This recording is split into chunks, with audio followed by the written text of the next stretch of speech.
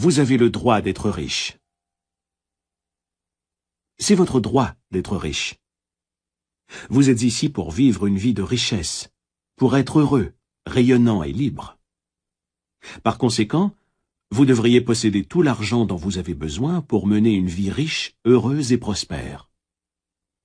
Vous êtes ici pour croître, vous développer et vous épanouir, spirituellement, mentalement et matériellement. Vous avez le droit inaliénable de vous développer et de vous exprimer pleinement à tout point de vue. Vous devriez vous entourer de beauté et de luxe. Pourquoi vous satisfaire de juste assez pour tenir le coup quand vous pouvez jouir des richesses de l'infini? Mettez en application les principes énoncés et élaborés dans cet enregistrement et vous apprendrez à vous lier d'amitié avec l'argent et vous accumulerez toujours des surplus. Votre désir de richesse est le désir d'une vie mieux remplie, plus heureuse et merveilleuse. C'est bon et très bon. Commencez à voir l'argent pour ce qu'il est réellement, un symbole d'échange.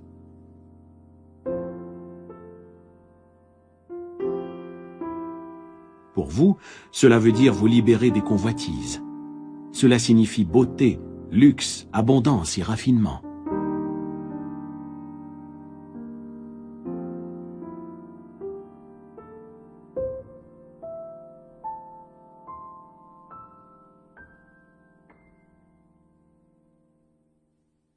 Vous vous dites probablement « Je veux plus d'argent. Je mérite un meilleur salaire. » Je crois que la plupart des gens sont inadéquatement rémunérés. Une des raisons qui font que les gens n'ont pas plus d'argent, c'est qu'ils le condamnent, en silence ou ouvertement. Ils parlent de sale fric, ou croient que l'amour de l'argent est la source de tout mal, etc. Une autre raison qui fait qu'ils ne s'enrichissent pas, c'est qu'ils ont un sentiment insidieux et inconscient que la pauvreté est une vertu. Ce modèle inconscient peut découler de l'éducation reçue dans la tendre enfance, des superstitions, ou encore être fondé sur une interprétation erronée des Écritures. L'argent est seulement un symbole.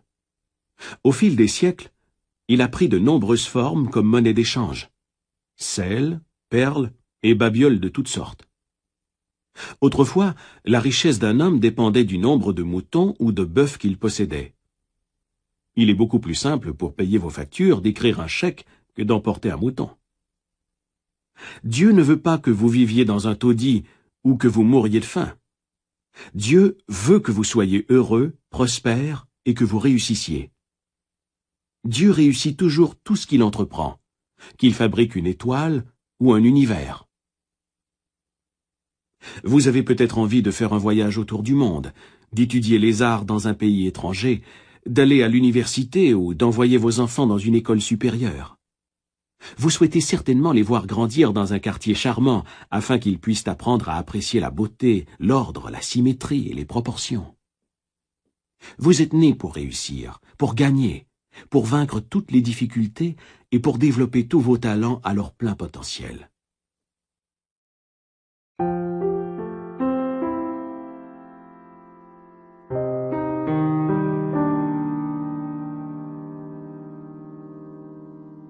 Abandonnez immédiatement toutes vos superstitions concernant l'argent. Ne considérez jamais l'argent comme étant mal ou obscène. Si vous le faites, vous lui permettez de déployer ses ailes et de s'éloigner de vous. Rappelez-vous que vous perdez ce que vous condamnez. Supposez par exemple que vous avez trouvé de l'or, de l'argent, du plomb, du cuivre ou du fer dans le sol. Diriez-vous que ces choses sont mal? Dieu a déclaré que toute chose est bonne. Le mal provient de la compréhension noircie de l'homme, de son esprit non éclairé, de son interprétation erronée de la vie et du mauvais usage qu'il fait du pouvoir divin. L'uranium, le plomb ou un autre métal auraient pu servir de monnaie d'échange. Nous utilisons des billets de banque, des chèques, etc. Notre argent en papier n'est certainement pas mauvais, pas plus que nos chèques.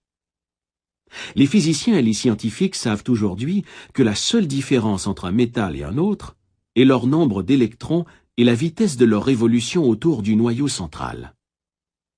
Il change aujourd'hui un métal en un autre en bombardant les atomes dans le puissant cyclotron. Sous certaines conditions, l'or se change en mercure. Je ne peux imaginer voir quoi que ce soit de mal dans les électrons, les neutrons, les protons et les isotopes. Le bout de papier dans votre poche se compose d'électrons et de protons arrangés différemment. Leur nombre et la vitesse de leur évolution diffèrent. C'est la seule différence entre le papier et la pièce d'argent dans votre poche. Certains diront « Ah, les gens tuent pour de l'argent, ils volent pour de l'argent. » On a associé l'argent à d'innombrables crimes, mais cela n'en fait pas quelque chose de mauvais. Un homme peut donner de l'argent à un autre pour qu'il tue quelqu'un. Il a fait un mauvais usage de l'argent en s'en servant dans un but destructif. Même chose si vous apportiez un peu de terre de votre jardin et que vous la mettiez dans votre tasse de café pour le petit déjeuner. Ce serait votre mal. Pourtant, la terre n'est pas mauvaise. Pas plus que le café. Simplement que la terre est mal placée. Elle va dans le jardin. Nous savons que les forces ou les éléments de la nature ne sont pas mauvais. Ils nous font du bien ou du mal selon l'usage que nous en faisons. Un jour, un homme m'a dit « Je suis cassé. Je n'aime pas l'argent. C'est la source de tous les maux. » Aimer l'argent, à l'exclusion de tout le reste, vous conduira à devenir déséquilibré. Vous êtes ici pour utiliser intelligemment votre pouvoir ou votre autorité. Certaines personnes ont soif de pouvoir, d'autres ont soif d'argent. Si vous mettez tout votre cœur dans l'argent et que vous dites « c'est tout ce que je désire, je vais mettre toute mon énergie à accumuler de l'argent, c'est tout ce qui m'importe », vous pourriez gagner de l'argent et amasser une fortune. Mais vous avez oublié que vous êtes ici pour mener une vie équilibrée. L'homme ne vivra pas que de pain.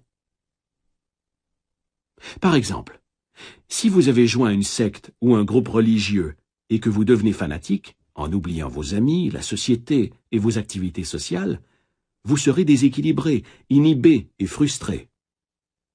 La nature recherche l'équilibre. Vous pouvez amasser une fortune ou avoir des millions de dollars. Ce n'est ni mal ni mauvais. Aimer l'argent à l'exclusion de tout le reste n'amène que frustration, déception et désillusion. En ce sens, l'argent est la source de votre malheur. En faisant de l'argent votre seul but, vous avez tout simplement fait le mauvais choix. Vous pensiez que c'était tout ce que vous désiriez, mais vous avez découvert, après tous ces efforts, que vous n'aviez pas seulement besoin d'argent. Ce que vous désiriez vraiment, c'était une place bien à vous, la paix de l'esprit et l'abondance. Vous pourriez avoir 1 ou plusieurs millions si vous le vouliez, et avoir encore la paix de l'esprit, l'harmonie, une santé florissante et l'expression divine. Chacun veut suffisamment d'argent, et pas seulement ce qu'il faut pour vivre. On veut assez pour dépenser et économiser, et on devrait en avoir assez. Les envies, les désirs, les élans que nous avons envers la nourriture, les vêtements, les maisons, de meilleurs moyens de transport, d'expression, de procréation et d'abondance sont tous des cadeaux de Dieu, du divin, et bons. Mais nous pourrions mal diriger ces envies, ces désirs et ces élans, ce qui entraînerait dans nos vies des expériences mauvaises ou négatives.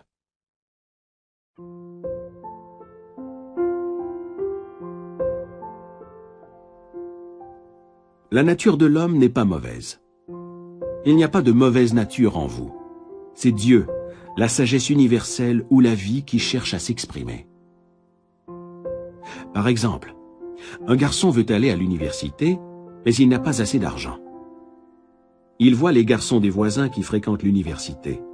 Son désir grandit. Il se dit « Je veux faire des études moi aussi ». Si bien que ce jeune homme ira jusqu'à voler ou détourner des fonds dans le but d'aller à l'université. À la base, son désir de faire des études avancées était bon, mais il a mal dirigé ce désir ou cette envie en violant les lois de la société, la loi de l'harmonie universelle ou la règle d'or. Par conséquent, il se retrouve en prison. Cependant, si cet homme avait connu les lois de l'esprit et son absolue capacité d'utiliser la puissance spirituelle pour aller à l'université, il serait libre et non en prison.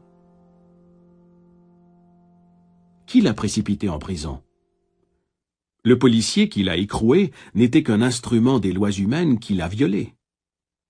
Il s'était d'abord emprisonné lui-même dans sa tête en volant et en blessant les autres.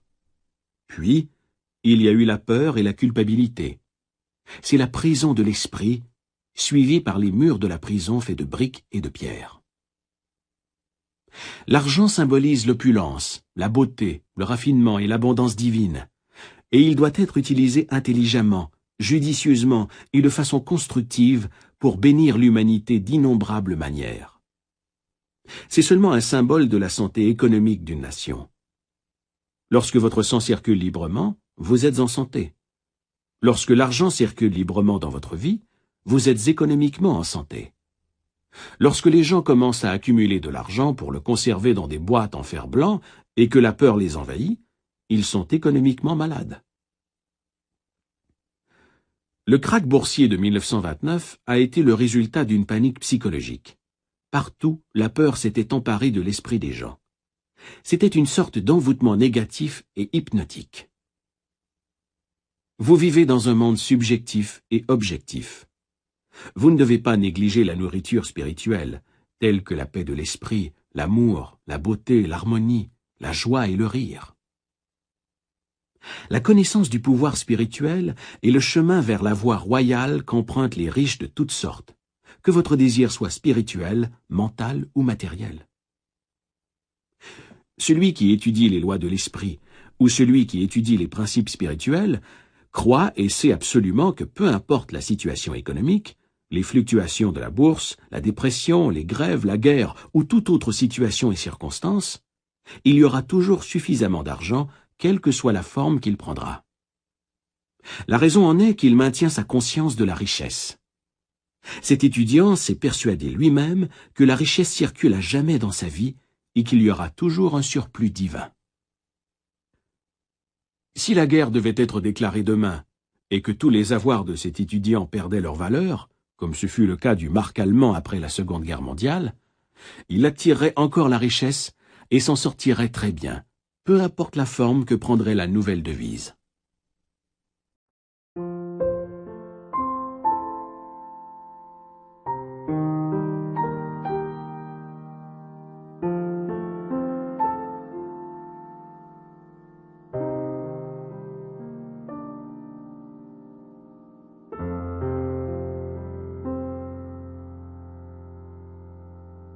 La richesse est un état de conscience. C'est un esprit conditionné à la réserve divine circulant à tout jamais. Le penseur scientifique voit l'argent ou la richesse comme la marée, c'est-à-dire qu'elle descend, mais qu'elle finit toujours par remonter. La marée ne connaît pas de raté, pas plus que les réserves de l'homme, lorsqu'il compte sur une présence immortelle, inépuisable et immuable, qui est omniprésente et qui circule librement. Ainsi, l'homme qui connaît les rouages de l'inconscient ne s'inquiète jamais de la situation économique, des paniques de la bourse, de l'inflation ou de la dévaluation des devises, puisqu'il reste dans la conscience de l'approvisionnement éternel de Dieu. Un tel homme profite toujours de la générosité et de l'attention d'une présence toute puissante. Voyez les oiseaux du ciel. Ils ne sèment ni ne moissonnent, ni ne recueillent en des greniers. Et votre Père céleste les nourrit. Ne valez-vous pas plus qu'eux? En communiant sciemment avec la présence divine, déclarant et sachant qu'elle vous conduit et vous guide dans toutes vos entreprises, qu'elle est un phare à vos pieds, une lumière sur votre route, vous serez divinement prospère et soutenu au-delà de vos rêves les plus fous. Voici une façon simple pour vous d'impressionner votre inconscient avec l'idée d'une réserve constante de richesse. Ralentissez votre esprit. Détendez-vous. Lâchez prise. Mobilisez l'attention. Plongez-vous dans un état d'assoupissement, de méditation. Vous ferez ainsi un minimum d'efforts. Ensuite, calmement, d'une manière détendue et passive, réfléchissez aux vérités toutes simples que voici. Demandez-vous d'où viennent les idées. D'où vient la richesse? D'où venez-vous? d'où viennent votre cerveau et votre esprit. Cela vous ramènera à l'unique source.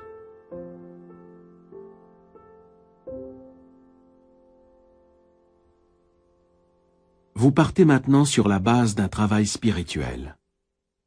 Cela ne froissera plus votre intelligence de réaliser que la richesse est un état d'esprit. Prenez cette phrase et répétez-la lentement pendant 4 ou 5 minutes, 3 ou 4 fois par jour.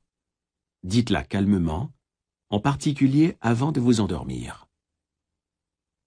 L'argent circule librement dans ma vie, à tout jamais, et il y a toujours un surplus divin. En le faisant régulièrement et systématiquement, vous communiquerez l'idée de la richesse au tréfonds de votre esprit, et vous développerez une conscience de la richesse. Cependant, une répétition mécanique ne réussira pas à forger en vous la conscience de la richesse. Éprouvez d'abord la vérité de ce que vous affirmez. Vous savez ce que vous êtes en train de faire et pourquoi vous le faites. Vous savez que votre moi profond est réceptif à ce que vous acceptez sciemment comme vrai. Au début, les gens qui vivent des difficultés financières n'arrivent à rien avec des affirmations telles que « je suis riche, je suis prospère, je réussis bien ». Au contraire, de telles affirmations peuvent faire en sorte que leur situation se détériore. La raison en est que l'inconscient n'accepte que ce qui domine de 2 idées, ou encore l'impression ou le sentiment prédominant. Lorsqu'ils disent « je suis prospère », leur sentiment de manque grandit, et quelque chose au fond d'eux réplique « non, tu n'es pas prospère, tu n'as pas le sou ». Le sentiment de manque domine, de sorte que chaque affirmation ravive l'idée de manque, et ils sont encore plus en manque. Les débutants peuvent surmonter ce problème avec une affirmation qui ralliera le conscient et l'inconscient. Ainsi, il n'y aura pas de contradiction. Notre inconscient accepte nos croyances, nos sentiments, nos convictions, et ce que nous acceptons sciemment comme la vérité. Par exemple, si un vendeur n'a que 10 sous dans sa poche, il lui sera facile d'accepter l'idée qu'il pourrait en avoir davantage demain. S'il vend une paire de chaussures le lendemain, rien en son fort intérieur ne lui dit que ses ventes ne pourront pas augmenter. Il pourrait utiliser des affirmations comme « mes ventes augmentent chaque jour »,« je persévère et je vais de l'avant ». Il constaterait alors que ces phrases sont psychologiquement sensées et acceptables dans son esprit, et elles produiraient le résultat escompté. Les élèves spirituellement avancés, qui disent calmement, sciemment et avec conviction « je suis prospère », je réussis bien, je suis riche, obtiennent eux aussi de merveilleux résultats. Pourquoi est-ce le cas? Lorsqu'ils pensent, sentent et disent « je suis prospère », ils veulent dire que Dieu est abondance et richesse infinie, et ce qui est vrai de Dieu l'est aussi d'eux-mêmes. Lorsqu'ils disent « je suis riche », ils savent que Dieu est une réserve sans fin, un trésor inépuisable, et que ce qui est vrai de Dieu est conséquemment vrai d'eux-mêmes, puisque Dieu est en eux. De nombreuses personnes obtiennent des résultats extraordinaires en s'appuyant sur 3 notions abstraites telles que la santé, la richesse et la réussite. La santé est une réalité divine ou une qualité de Dieu. La richesse vient de Dieu. Elle est éternelle et infinie. La réussite vient de Dieu. Dieu réussit toujours ce qu'il entreprend. Ces personnes produisent alors des résultats remarquables en se tenant devant le miroir et en répétant pendant 5 ou 10 minutes « santé, richesse, réussite ». Elles ne disent pas « je suis en santé » ou « je réussis bien ». Elles ne créent donc pas d'opposition dans leur esprit. Elles sont calmes et détendues, de sorte que l'esprit est réceptif et passif. Ensuite, elles répètent ces mots. Il s'ensuit des résultats étonnants. Elles ne font que s'identifier à des vérités éternelles, immuables et intemporelles. Vous pouvez développer votre conscience de la richesse. Mettez en application les principes énoncés et élaborés dans cet enregistrement, et votre désert mental se réjouira et s'épanouira telle une rose. En Australie, il y a quelques années, j'ai travaillé avec un jeune homme qui voulait devenir médecin et chirurgien. Mais il était sans le sou. Il n'avait même pas son diplôme du secondaire. Pour payer ses dépenses personnelles, il faisait le ménage dans des bureaux de médecins, lavait les vitres et faisait toutes sortes de petits boulots. Il m'a raconté que chaque soir avant de s'endormir, il voyait un diplôme avec son nom écrit en grosses lettres sur le mur. Il lavait et faisait briller les diplômes dans le centre hospitalier où il travaillait. C'était facile pour lui de graver des diplômes dans sa tête et de visualiser le sien par la suite. J'ignore combien de temps il a continué sa visualisation, mais cela a sans doute duré des mois, et sa persévérance a porté fruit. Un médecin s'est pris d'amitié pour ce jeune homme et, après l'avoir formé à l'art de la stérilisation des instruments médicaux, à l'administration d'injections hypodermiques et à d'autres techniques de premiers soins, il l'a pris comme assistant médical. Ensuite, ce médecin l'a envoyé au collège, puis à l'université, à ses frais. Aujourd'hui, cet homme est devenu un éminent médecin à Montréal, au Canada. Il avait un rêve, une image claire dans sa tête. Sa richesse était dans sa tête. La richesse est votre idée, votre désir, votre talent, votre besoin de servir, votre capacité de donner à l'humanité, votre habileté à être utile à la société, et votre amour de l'humanité en général. Ce jeune homme a fait inconsciemment appel à une grande loi. L'auteur Thomas Troward a un jour écrit « Ayant vu la fin, vous avez désiré les moyens d'accomplir cette fin. » Cette fin, dans le cas de ce jeune homme, était de devenir médecin. Imaginez, voir et sentir la réalité d'être un médecin maintenant, vivre avec cette idée, la soutenir et la nourrir, et l'aimer jusqu'à ce que, grâce à son imagination, elle pénètre les couches de son inconscient, devienne une conviction, et pave le chemin de l'accomplissement de ses rêves. Il aurait pu dire « Je n'ai pas fait d'études. Je ne connais pas les bonnes personnes. Je suis trop vieux maintenant pour retourner aux études. Je n'ai pas d'argent. Cela me prendrait des années, et je ne suis pas intelligent. » Il aurait été vaincu avant de commencer. Sa richesse était dans l'usage qu'il a fait de la puissance spirituelle qui est en lui et qui a réagi à sa pensée.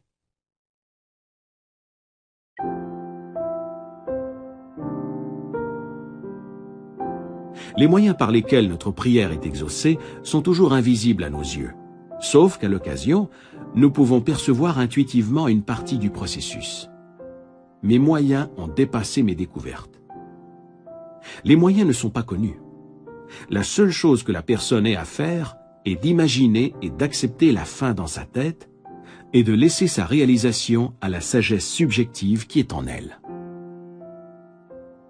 On pose très souvent la question « Que devrais-je faire après avoir médité sur la fin et avoir accepté mon désir en toute conscience ?» La réponse est simple. Vous serez poussé à faire ce qui est nécessaire pour atteindre votre idéal. La loi de l'inconscient est compulsion. La loi de la vie est action et réaction. Ce que nous faisons est la réponse automatique aux mouvements intérieurs de notre esprit, à nos sentiments et convictions intimes. Il y a quelques mois, au moment de me mettre au lit, j'ai imaginé qu'un de mes livres les plus populaires, La magie de la foi, était publié en français. J'ai commencé par visualiser et imaginer ce livre circulant dans tous les pays francophones. Pendant plusieurs semaines, j'ai fait cela chaque soir, en tombant endormi avec en tête l'édition française de mon livre entre les mains. Juste avant Noël de cette année-là, j'ai reçu une lettre d'un important éditeur parisien, accompagné d'un contrat en bonne et due forme, qui me demandait de signer afin de l'autoriser à publier et à promouvoir l'édition française de La magie de la foi dans toute la francophonie. Vous pourriez me demander ce que j'ai fait pour que mon livre soit publié après ma prière. Il faudrait que je vous réponde « rien ». La sagesse subjective a pris le relais. Elle n'a fait que laisser ma prière faire son chemin, ce qui était de loin la meilleure méthode que j'aurais pu sciemment concevoir. Tous nos mouvements et actions extérieures suivent les mouvements intérieurs de l'esprit. L'action intérieure précède toute action extérieure. Quels que soient les pas que vous faites physiquement, ou ce que vous semblez faire objectivement, tout cela fera partie d'un schéma qui vous a été imposé. Le fait d'accepter la fin vous donne les moyens d'y arriver. Croyez que vous l'avez dès maintenant et vous l'obtiendrez. Nous devons cesser de nier notre bien. Rendez-vous compte que la seule chose qui nous empêche d'accéder aux richesses qui nous entourent, c'est notre attitude mentale ou notre façon de regarder Dieu, la vie et le monde en général. Sachez, croyez et agissez dans l'hypothèse positive qu'il n'y a pas de raison de ne pas avoir, de ne pas être ou de ne pas faire tout ce dont vous rêvez, suivant les grandes lois de Dieu. La connaissance du fonctionnement de votre esprit est votre sauveur et votre rédempteur. Les pensées et sentiments sont votre destinée. Vous possédez toutes choses par droit de conscience. La conscience de la santé produit la santé. La conscience de la richesse produit la richesse. Le monde semble nier ou s'opposer à ce pourquoi vous priez. Parfois, vos sens se moquent et rient de vous. Si vous dites à un ami que vous démarrez une nouvelle entreprise, il pourrait vous énumérer toutes les raisons qui vous condamnent à l'échec. Si vous êtes sensible à ces prédictions hypnotiques, il pourrait introduire la peur de l'échec dans votre esprit. En prenant conscience du pouvoir spirituel qui est un et indivisible et qui réagit à vos pensées, vous rejetterez l'obscurantisme et l'ignorance du monde et saurez que vous possédez tous les outils, le pouvoir et le savoir pour réussir. Pour emprunter la voie royale de la richesse, vous ne devez pas semer d'obstacles ou d'embûches sur la route des autres. Pas plus que vous ne devriez être jaloux ou envieux d'autrui. En fait, lorsque vous entretenez ces états d'esprit négatifs, vous vous blessez, vous vous faites du mal, parce que vous le pensez et le ressentez.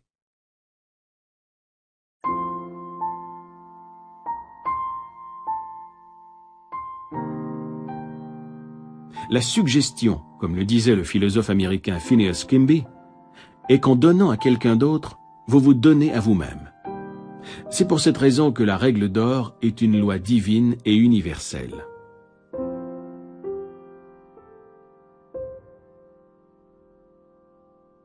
Faites-vous toujours un point d'honneur de bénir les autres et de vous réjouir de leur prospérité et de leur réussite.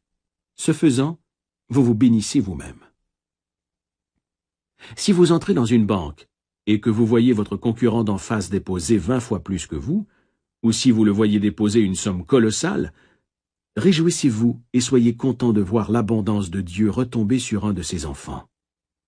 Ainsi, vous bénissez et exaltez l'objet de vos prières. Ce que vous bénissez, vous le multipliez.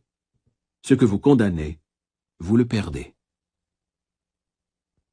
Si vous travaillez pour une entreprise importante et qu'en silence, vous pensez être sous-payé, pas assez reconnu, si vous pensez mériter plus d'argent et plus de reconnaissance et que vous en éprouvez du ressentiment, vous resserrez inconsciemment les liens qui vous lient à cette organisation. Et un jour, votre chef ou votre directeur vous dit « Nous devons vous licencier ». Vous vous êtes congédié vous-même. Le directeur n'était que l'instrument qui est venu confirmer votre propre état mental négatif. Autrement dit, il a été le messager qui vous a confirmé ce dont vous étiez déjà convaincu en ce qui vous concerne. C'était un exemple de la loi de l'action-réaction. L'action étant le mouvement interne de votre esprit, la réaction étant la réponse du monde extérieur pour se conformer à votre intime conviction. Vous pensez peut-être, en écoutant ceci, à quelqu'un qui a réussi financièrement en prenant avantage sur les autres, en les fraudant, en leur vendant des investissements risqués en immobilier, etc. La réponse à cela est pourtant évidente, car celui qui vole, triche ou fraude quelqu'un en fait autant pour lui-même.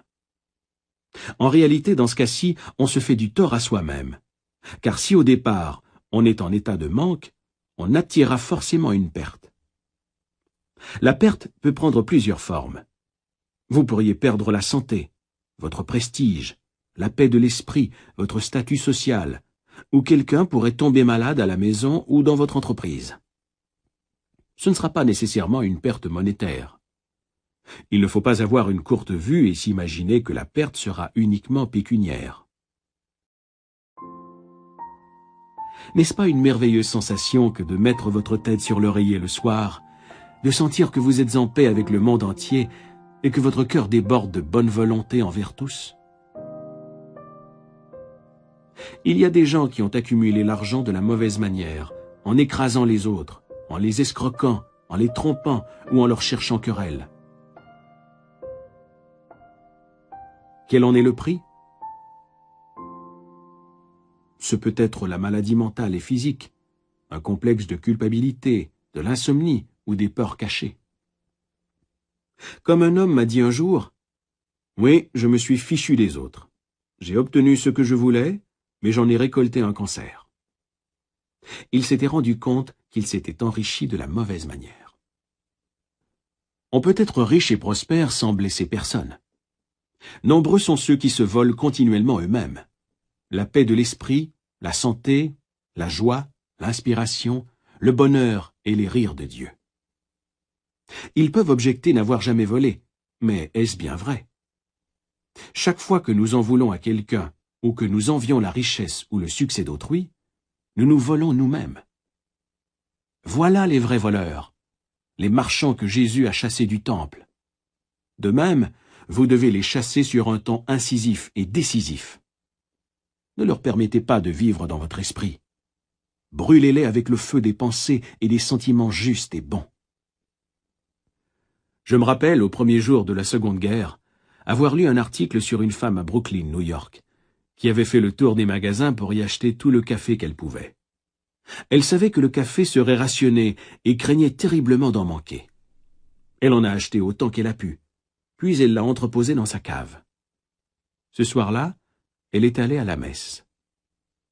En rentrant chez elle, elle a vu que des voyous avaient fracassé la porte d'entrée et lui avaient volé non seulement le café, mais son argenterie, son argent, ses bijoux et d'autres objets. Cette bonne dame a déclaré ce que tout le monde aurait dit. « Pourquoi cela m'est-il arrivé à moi pendant que j'étais à l'église? Je n'ai jamais rien volé à personne. » Est-ce vrai? N'était-elle pas dans la conscience du manque et de la peur lorsqu'elle a commencé à accumuler des réserves de café? Son état d'esprit et sa peur du manque ont suffi à lui attirer la perte de ses biens et possessions. Elle n'a pas eu besoin de mettre la main dans la caisse enregistreuse ou de dévaliser une banque. Sa peur du manque a produit le manque. C'est ce qui explique que de nombreux individus, qui sont ce que la société appelle de bons citoyens, essuient des pertes. Ils sont bons aux yeux du monde, c'est-à-dire qu'ils paient leurs impôts, obéissent aux lois, votent régulièrement et donnent généreusement aux œuvres de charité. Cependant, ils en veulent aux autres pour leur possession, leur richesse ou leur position sociale. Si le fait de dérober de l'argent lorsque personne ne les observe peut les rendre heureux, une telle attitude est définitivement et positivement un état de manque, et cela peut faire en sorte que celui qui cède à un tel état mental attire les charlatans ou les arnaqueurs qui peuvent les escroquer ou les tromper lors de transactions d'affaires. Avant d'être victimes des voleurs extérieurs, nous nous sommes volés nous-mêmes. Il faut un voleur intérieur avant que n'apparaisse le voleur extérieur. Un homme peut avoir un complexe de culpabilité et s'accuser sans cesse. J'ai connu un tel homme, caissier dans une banque. Il était très honnête. Il n'avait jamais volé un sou, mais il avait une liaison illicite. Il entretenait une autre femme et reniait sa famille. Il vivait dans la peur d'être découvert et en éprouvait une profonde culpabilité. La peur suit la culpabilité. Un jour, un des officiels de la banque l'a accusé d'avoir détourné des fonds. Cela semblait sérieux, car les preuves contre lui étaient circonstancielles. Pris de panique, il s'est rendu compte que s'il avait été injustement accusé, c'était pour la seule et unique raison qu'il s'était lui-même accusé et condamné. Il a vu comment fonctionne l'esprit. Dans la mesure où il s'accusait sans cesse sur le plan intime, il avait été accusé dans le monde extérieur. Immédiatement après le choc de ces accusations erronées, il a mis fin à sa relation extra-conjugale et a commencé à prier pour l'harmonie divine et le rétablissement du lien de confiance entre lui et l'officiel de la banque. Il s'est mis à déclarer Rien de ce que l'on cache ne restera caché. La paix de Dieu règne en suprématie sur les esprits et les cœurs de toutes les personnes concernées. La vérité s'est fait jour. Toute l'affaire s'est évanouie à la lumière de la vérité, car un autre jeune homme s'est révélé être le coupable. Le commis de banque savait que seule la prière lui avait permis d'éviter une sentence d'emprisonnement. La grande loi est « Pensez aux autres comme vous aimeriez qu'ils pensent à vous. Aimez les autres comme vous voudriez qu'ils vous aiment. » Dites de tout votre cœur « Je souhaite pour tous les humains de la terre ce que je souhaite pour moi-même. » Donc, ce que je souhaite sincèrement en mon cœur, c'est la paix, l'amour, la joie, l'abondance et la bénédiction de Dieu pour tous les hommes de l'univers. Réjouissez-vous et soyez contents de la progression, de l'avancement et de la prospérité de tous les humains. Tout ce que vous revendiquez comme vrai pour vous-même, revendiquez-le aussi comme vrai pour les autres. Si vous priez pour le bonheur et la paix de l'esprit, priez aussi pour la paix et le bonheur de tous. N'essayez jamais de priver qui que ce soit de la joie. Si vous le faites, vous vous priverez vous-même. Lorsque la chance arrive pour votre prochain, elle arrive aussi pour vous.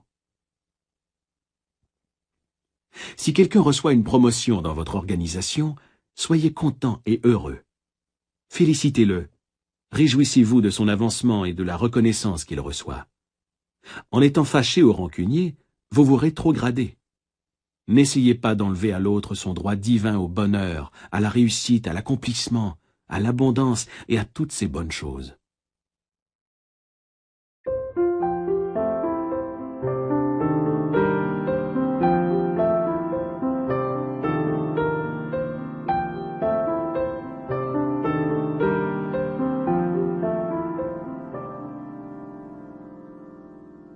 Jésus a dit « Amassez-vous des trésors dans le ciel, là, point de mythe ni de verre qui consume, point de voleur qui perfore et cambriole. Car là où est ton trésor sera aussi ton cœur. » La haine et le ressentiment rongent et font pourrir les cœurs, nous couvrant de cicatrices, d'impuretés, de toxines et de poisons. Les trésors du ciel sont les vérités de Dieu que nous possédons en notre âme. Emplissez votre esprit de paix, d'harmonie, de foi, de joie, d'honnêteté, d'intégrité, de bonté et de gentillesse. Ainsi sèmerez-vous pour vous-même des trésors au paradis de votre propre esprit. Si vous cherchez la sagesse dans les investissements, ou si vous vous faites du souci pour vos actions et vos placements, déclarez calmement « L'intelligence infinie gouverne et surveille toutes mes transactions financières, et tout ce que je ferai prospérera. » Faites-le fréquemment, et vous ferez de sages investissements. Mieux, vous serez protégé contre la perte, car vous serez incité à vendre vos valeurs avant d'essuyer des pertes. Utilisez cette prière chaque jour en pensant à votre maison, à vos affaires et à vos biens. La présence supérieure qui guide les planètes dans leur course et fait briller le soleil, préserve tous mes biens, ma demeure, mes affaires et tout ce qui m'appartient. Dieu est ma forteresse et ma voûte.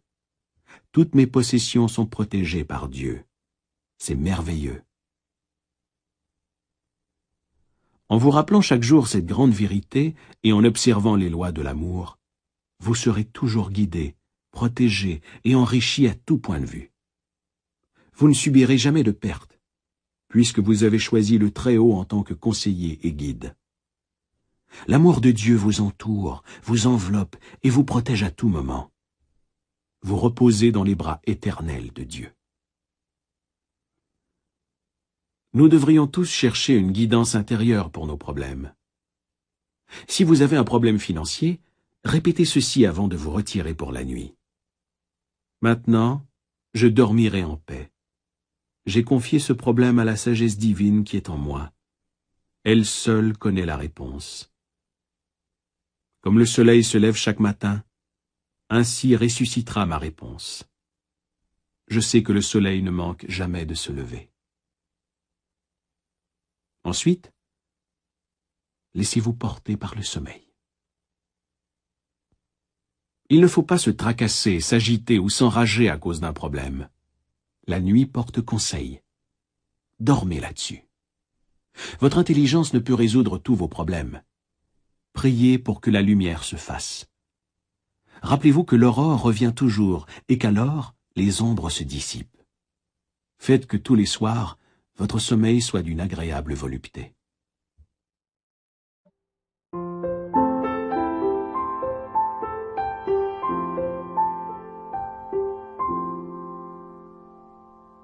Vous n'êtes pas victime des circonstances, mais vous croyez l'être. Vous pouvez vous lever et surmonter toutes les situations difficiles.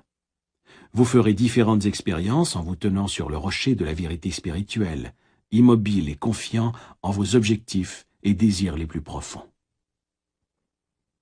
Dans les grands magasins, la direction emploie des surveillants de rayon pour prévenir le vol. Chaque jour, ils prennent sur le fait un certain nombre d'individus qui essaient d'obtenir quelque chose sans payer. Toutes ces personnes vivent dans la conscience du manque et de la limitation. Elles se volent elles-mêmes, attirant du même coup toutes sortes de pertes. Ces personnes n'ont pas foi en Dieu et ne comprennent pas comment fonctionne leur esprit. Si elles priaient pour obtenir une vraie place pour l'expression et les largesses divines, elles trouveraient du travail. Ensuite, avec honnêteté, intégrité et persévérance, elles deviendraient un atout pour elles-mêmes et toute la société. Jésus a dit « Car vous aurez toujours des pauvres avec vous. Mais moi, vous ne m'aurez pas toujours avec vous. » Les états pauvres de la conscience seront toujours avec vous, en ce sens que peu importe votre richesse maintenant, il y aura toujours une chose que vous désirez de tout votre cœur. Que ce soit un problème de santé, un fils ou une fille qui a besoin de conseils, ou encore un manque d'harmonie dans la famille. À ce moment-là, vous êtes pauvre.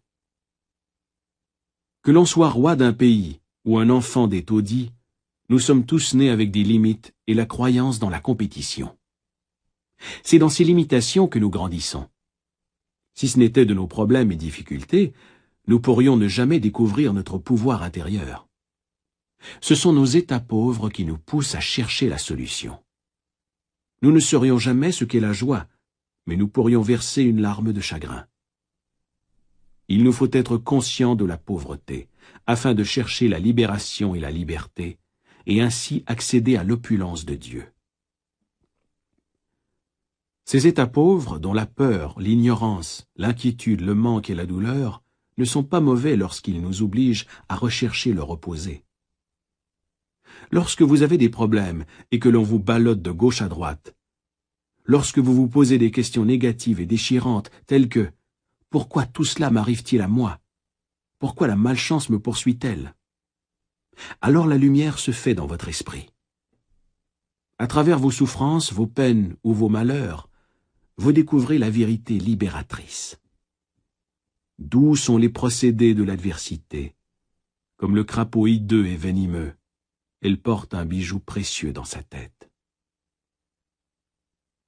L'insatisfaction nous amène à la satisfaction.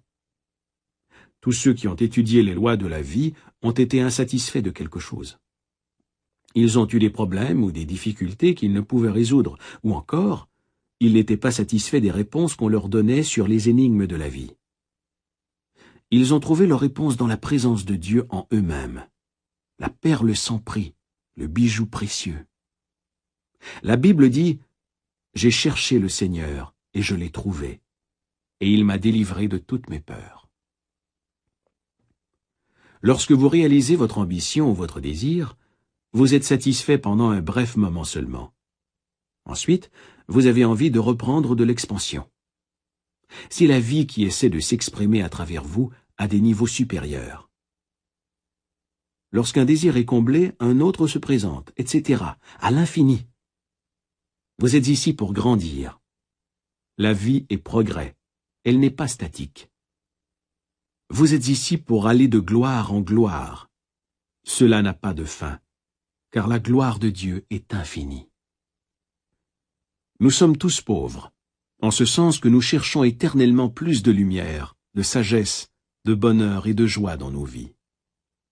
Dieu est infini, et jamais dans toute l'éternité pourriez-vous épuiser la gloire, la beauté et la sagesse qu'il contient. Voilà à quel point vous êtes merveilleux. Dans l'absolu, toutes choses sont finies. Mais dans le monde relatif, nous devons nous éveiller à cette gloire qui était nôtre avant la création du monde. Le voyage est toujours vers l'intérieur, vers le haut et vers Dieu. C'est vraiment un processus d'éveil où vous vous rendez compte que la création est finie. Lorsque vous savez que Dieu n'a pas à apprendre, à grandir, à s'étendre ou à se déployer, vous commencez à vous éveiller peu à peu du rêve de la limitation, et vous prenez vie en Dieu. Lorsque les écailles de la peur, de l'ignorance, de la mégalomanie et de l'hypnose de masse vous tombent des yeux, vous commencez à voir comme Dieu voit. Les points d'aveuglement disparaissent. Vous commencez à voir le monde tel que Dieu l'a créé, car c'est avec les yeux de Dieu que l'on commence à voir. À présent, vous dites « Voyez, le royaume des cieux est à portée de main. » Nourrissez le pauvre en vous. Habillez les idées nues et donnez-leur forme en croyant à la réalité de l'idée, en faisant confiance au grand artisan intérieur pour lui donner forme et l'objectiver. Maintenant, votre monde s'incarnera. Lorsque vous avez faim, vous cherchez de la nourriture. Lorsque vous êtes inquiet, vous cherchez l'apaisement. Lorsque vous êtes malade, vous cherchez la santé.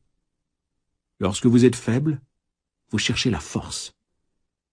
Votre désir de prospérité est la voix de Dieu en vous qui vous dit que l'abondance est vôtre. Ainsi, dans votre état de pauvreté, vous trouvez la force de grandir, de croître, de vous développer, d'accomplir et de réaliser vos désirs. Une douleur dans l'épaule est une bénédiction déguisée. Elle vous dit d'abord de faire quelque chose pour la soulager. S'il n'y avait ni douleur, ni indication que quelque chose cloche, vous risqueriez de perdre votre bras. Votre douleur est le signal d'alarme de Dieu qui vous dit de chercher sa paix et son pouvoir de guérison, de quitter les ténèbres pour la lumière. Lorsque vous avez froid, vous faites un feu. Lorsque vous avez faim, vous mangez. Lorsque vous êtes en manque, entrez dans l'atmosphère de l'opulence et de l'abondance. Imaginez le dénouement et réjouissez-vous. Ayant imaginé la fin et senti qu'elle était vraie, vous avez pris les moyens de réaliser cette fin.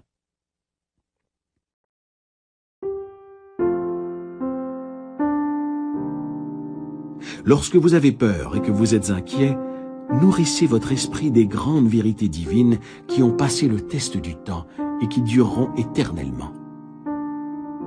Vous pouvez trouver le réconfort en méditant sur les grands psaumes.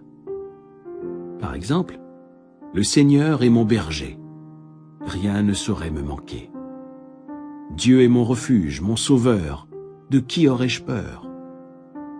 Dieu est une aide toujours présente en période de bouleversement. Mon Dieu, en lui je mets toute ma confiance. Il me couvrira de ses plumes, et sous ses ailes je reposerai. Un seul homme avec Dieu est une majorité. Si Dieu est avec moi, qui sera contre moi? Tout ce que je fais par le Christ me renforce.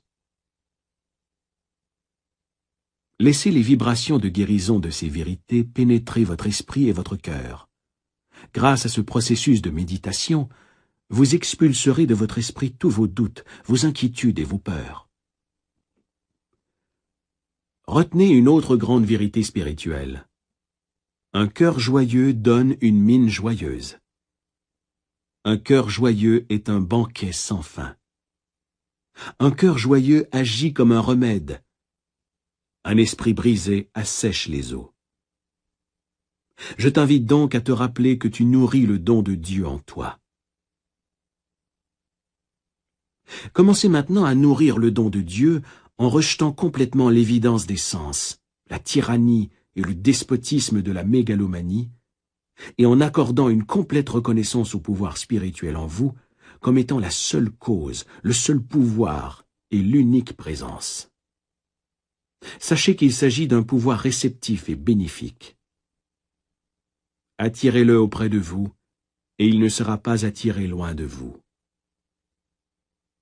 Adressez-vous à lui avec dévotion, assurance, confiance et amour. Il vous répondra par l'amour, la paix, la guidance et la prospérité. Il sera votre consolateur, votre guide, votre conseiller et votre Père céleste. Vous direz alors, « Dieu est amour. Je l'ai trouvé, et il m'a vraiment délivré de toutes mes peurs. » Mieux, vous vous retrouverez dans de verts pâturages, où vous, l'abondance et toutes les richesses de Dieu circuleront librement à travers vous. Dites-vous librement et joyeusement durant la journée, « Je marche dans la conscience de la présence de Dieu tout au long du jour. Sa plénitude circule en moi à tout moment, remplissant tous les vaisseaux vides dans ma vie. » Lorsque vous êtes envahi par le sentiment d'être ce que vous désirez être, votre prière est exaucée. Tous les vaisseaux sont-ils comblés dans votre vie? Cherchez sous santé, richesse, amour et expression. Êtes-vous pleinement satisfait à tous les niveaux? Manque-t-il quelque chose dans un de ces 4 domaines? Tout ce que vous cherchez, peu importe quoi, fait partie de l'une de ces classifications. Si vous dites « Je veux seulement la vérité ou la sagesse », vous exprimez le désir de tous les hommes partout sur la terre. C'est tout ce que chacun veut, même si il ou elle l'exprime différemment. La vérité ou la sagesse est le plus grand désir de tous les hommes. Il apparaît sous la classification expression. Et vous voulez exprimer Dieu de plus en plus, ici et maintenant. À travers vos manques, vos limitations et vos problèmes, vous grandissez dans la lumière de Dieu et vous vous découvrez vous-même. Il n'existe aucun autre moyen de vous découvrir vous-même. Si vous n'aviez pas de façon d'utiliser vos pouvoirs, jamais vous ne pourriez vous découvrir, pas plus que vous ne pourriez en déduire une loi vous gouvernant. Si vous étiez contraint à être bon ou contraint à aimer, ce ne serait pas de l'amour. Vous ne seriez qu'un automate. Vous êtes libre d'aimer, parce que vous pouvez donner l'amour ou le conserver. Si vous étiez contraint d'aimer, il n'y aurait pas d'amour. N'êtes-vous pas flatté lorsqu'une personne vous dit qu'elle vous aime et vous veut? Elle vous a choisi entre tous. Elle n'est pas obligée de vous aimer. Si elle était forcée de vous aimer, vous ne seriez ni flatté ni heureux de cela. Vous êtes libre d'être un meurtrier ou une bonne personne. C'est la raison pour laquelle nous faisons l'éloge d'hommes comme Lincoln et d'autres. Ils ont décidé de choisir le bien. Nous saluons leur choix. Si nous croyons que les circonstances, les situations, les événements, l'âge, la race, l'éducation religieuse ou le milieu dans lequel nous avons grandi peuvent exclure la possibilité de réussir une vie heureuse et prospère, alors nous sommes des imposteurs. Tout ce qu'il faut pour exprimer le bonheur et la prospérité, c'est de se sentir heureux et prospère. Le sentiment de la richesse produit la richesse. Nos états de conscience se manifestent. Voilà pourquoi on dit que toutes ces choses qui se sont présentées à moi ne sont que des imposteurs. Le sentiment est la loi, et la loi est sentiment. Votre désir de prospérité est réellement la promesse de Dieu vous disant que ces richesses vous appartiennent. Acceptez cette promesse sans aucune restriction mentale. Kimby comparait la prière à un avocat plaidant une cause devant un juge. Cet enseignant des lois de l'esprit disait pouvoir prouver que le prévenu n'était pas coupable, mais qu'il était victime de mensonges et de croyances erronées. Vous êtes le juge. Vous rendez votre propre verdict. Puis, vous êtes libéré. Toutes les pensées négatives concernant le manque, la pauvreté et l'échec sont erronées. Ce ne sont que mensonges sans aucune preuve à l'appui. Vous savez qu'il n'y a qu'une puissance spirituelle, qu'une cause primale, et par conséquent, vous cessez de donner du pouvoir aux situations, aux circonstances et aux opinions des hommes. Donnez tout le pouvoir au pouvoir spirituel qui est en vous, sachant qu'il répondra à votre idée d'abondance et de prospérité. La reconnaissance de la suprématie de l'esprit intérieur et le pouvoir de votre propre pensée ou image mentale sont la voie de l'opulence, de la liberté et de réserve inépuisables. Acceptez une vie d'abondance dans votre esprit. Votre acceptation mentale et vos espoirs de richesse ont leurs mathématiques propres et leur propre mécanisme pour s'exprimer. En entrant dans une ère d'opulence, toutes les choses indispensables à une vie riche finiront par passer. Vous êtes maintenant le juge arrêtant une décision dans la salle du tribunal de votre esprit. Comme Quimby, vous avez apporté une preuve indiscutable, montrant comment les lois de votre esprit fonctionnent, et vous êtes désormais délivré de la peur. Vous avez exécuté toutes les peurs et superstitions dans votre esprit. Vous les avez décapitées. La peur est le signal pour entrer en action. Elle n'est pas vraiment mauvaise. Elle vous dit d'aller vers son contraire, qui est la foi en Dieu et en toutes les valeurs positives. Faites de ce qui suit votre prière quotidienne. Inscrivez-la dans votre cœur. Dieu est la source de mes réserves. Ces réserves sont désormais mes réserves. Ces richesses coule librement, copieusement et généreusement jusqu'à moi. Je suis à jamais conscient de ma vraie valeur. J'offre mes talents en toute liberté et je suis merveilleusement et divinement récompensé. Merci, Père.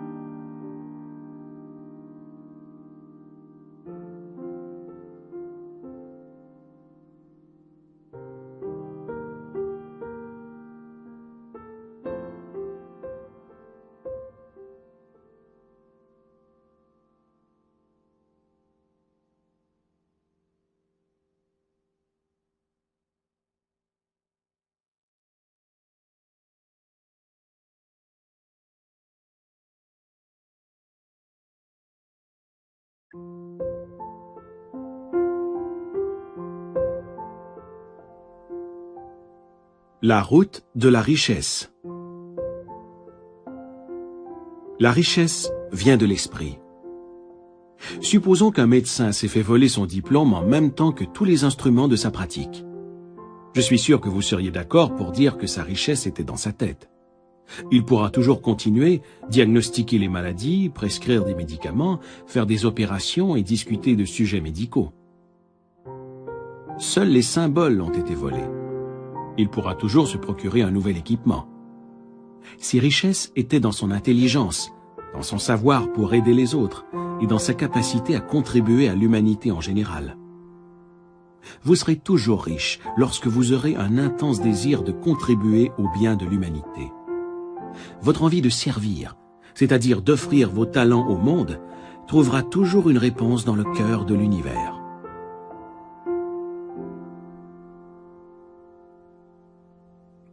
J'ai connu un homme à New York durant la crise financière de 1929, qui avait tout perdu, dont sa maison et les épargnes de toute une vie.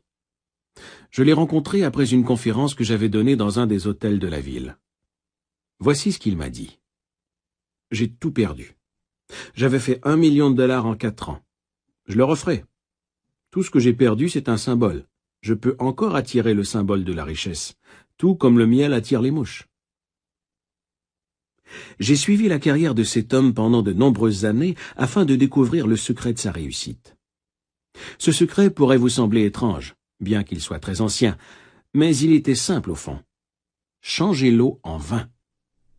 Il avait lu ce passage dans la Bible, et il savait que c'était la réponse à la santé parfaite, au bonheur, à la paix de l'esprit et à la prospérité. Dans la Bible, le vin signifie toujours la concrétisation de vos désirs, de vos envies, de vos plans, de vos rêves, de vos propositions, etc. Autrement dit, ce sont les choses que vous désirez accomplir, réussir et mener à bon port. Dans la Bible, l'eau fait habituellement référence à votre esprit ou conscience. L'eau prend la forme du contenant dans lequel vous la versez. De même, ce que vous ressentez comme vrai, ou ce en quoi vous croyez, se manifestera dans votre monde. Par conséquent, vous changerez toujours l'eau en vin. La Bible a été écrite par des hommes éclairés. Elle enseigne une psychologie pratique, quotidienne, et une façon de vivre. Un des principes cardinaux de la Bible est que vous déterminez, modelez, fabriquez et façonnez votre propre destin par vos pensées, sentiments et croyances justes. Elle vous enseigne que vous pouvez régler n'importe quel problème, surmonter n'importe quelle situation, et que vous êtes né pour réussir, pour gagner et pour triompher. Pour découvrir la voie royale de la richesse et recevoir la force et l'assurance nécessaires pour avancer dans la vie, vous devez cesser d'aborder la Bible de façon traditionnelle. Cet homme dont nous avons parlé et qui traversait une crise financière avait l'habitude de se dire à lui-même les jours où il n'avait plus un sou « Je peux changer l'eau en vin ». Pour lui, ces mots voulaient dire « Je peux changer l'idée de pauvreté dans mon esprit pour satisfaire mes désirs ou mes besoins actuels, qui sont la richesse et l'abondance financière ». Cet homme est allé travailler comme vendeur pour une entreprise de produits chimiques. Il avait de bonnes idées pour promouvoir plus efficacement leurs produits. Alors, il les a communiqués aux dirigeants et avant longtemps, il est devenu vice-président. Au bout de 4 ans, l'entreprise l'a nommé au poste de président. Son attitude mentale avait toujours été « Je peux changer l'eau en vin ». Regardez l'histoire de l'eau changée en vin dans l'évangile de Jean sous un angle figuratif. Et dites-vous à vous-même ce que ce vendeur de produits chimiques se disait. Je peux rendre mes idées, mes envies, mes rêves et mes désirs visibles parce que j'ai découvert une loi simple et universelle de l'esprit. La loi dont il a fait la démonstration est la loi de l'action et réaction. Ce qui veut dire que votre monde extérieur, votre corps, vos circonstances, votre milieu et votre statut financier sont toujours le reflet parfait de vos pensées, croyances, sentiments et convictions intimes. Ceci étant vrai, vous pouvez maintenant changer votre modèle intérieur de pensée en insistant sur l'idée de réussite, de richesse et de paix de l'esprit. En occupant votre esprit avec ces concepts, ces idées s'insinueront graduellement dans votre mentalité, comme les graines que l'on plante dans le sol. Comme toutes les graines produisent leur espèce, ainsi vos pensées et sentiments habituels entraîneront-ils la prospérité, la réussite et la paix de l'esprit. La sage réflexion est suivie par la bonne action. Vous pouvez acquérir des richesses lorsque vous prenez conscience du fait que la prière est comme un banquet de mariage. Le banquet est psychologique. Vous méditez, mangez mentalement sur votre bien ou votre désir, jusqu'à ce que vous ne fassiez plus qu'un avec lui. Je citerai maintenant une histoire que je garde dans mes dossiers, relatant comment une jeune fille a fait son premier miracle en transformant l'eau en vin. Elle avait un très beau salon de coiffure. Sa mère est tombée malade, et elle a dû lui consacrer beaucoup de son temps, négligeant par le fait même sa petite entreprise. Durant son absence, 2 de ses employés ont détourné des fonds. Elle a été obligée de déclarer faillite, a perdu sa maison et s'est retrouvée avec une dette énorme.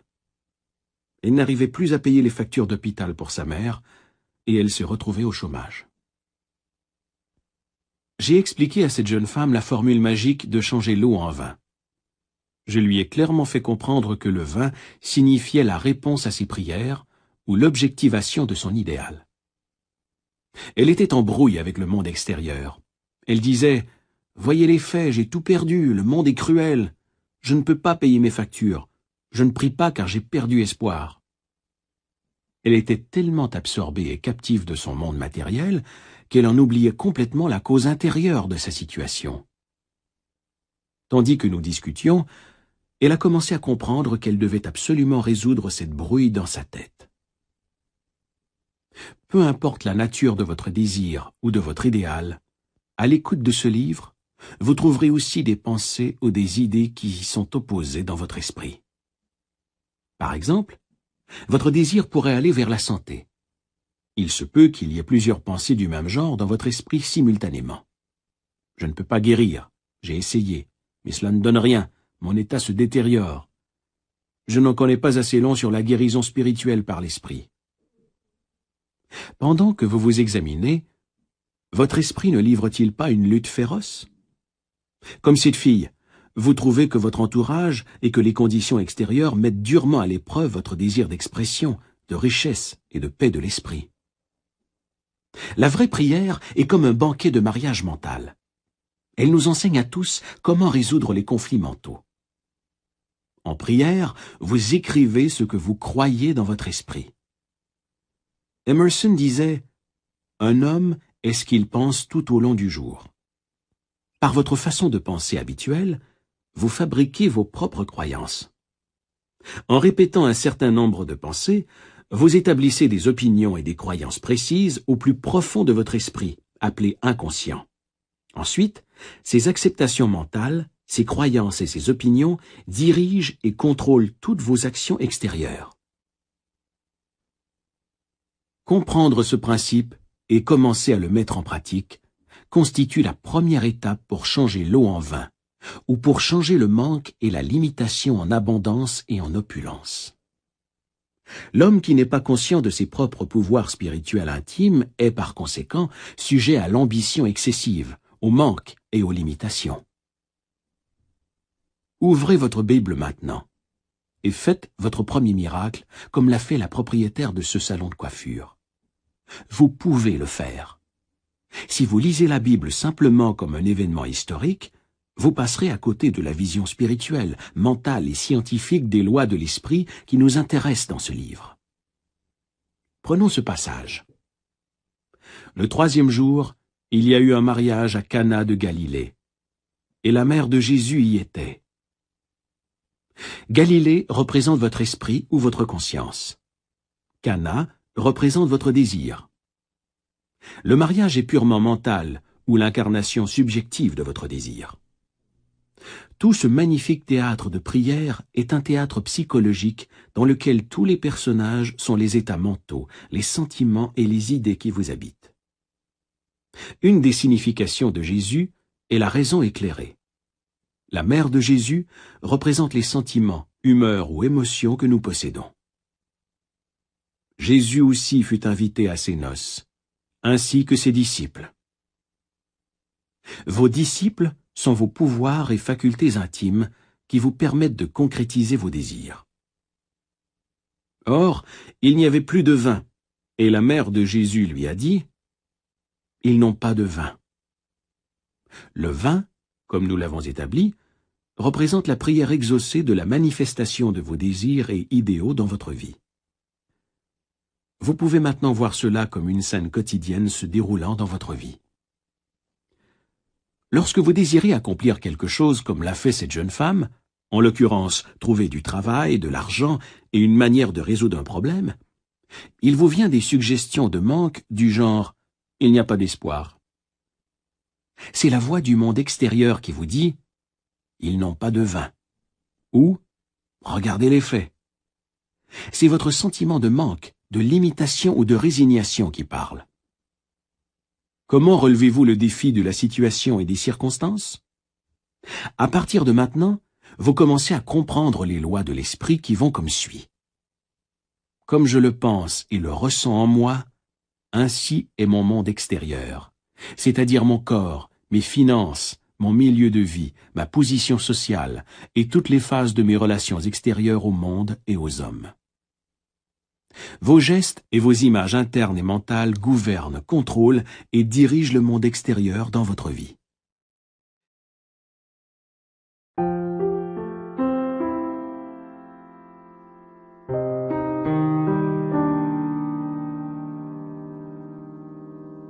La Bible dit « Comme il pense en son cœur, ainsi est-il ». Le mot « cœur » est un terme chaldéen, signifiant l'inconscient. En d'autres termes, votre pensée peut atteindre des niveaux de subjectivité en éveillant le pouvoir de votre moi subliminal. La pensée et les sentiments sont votre destin.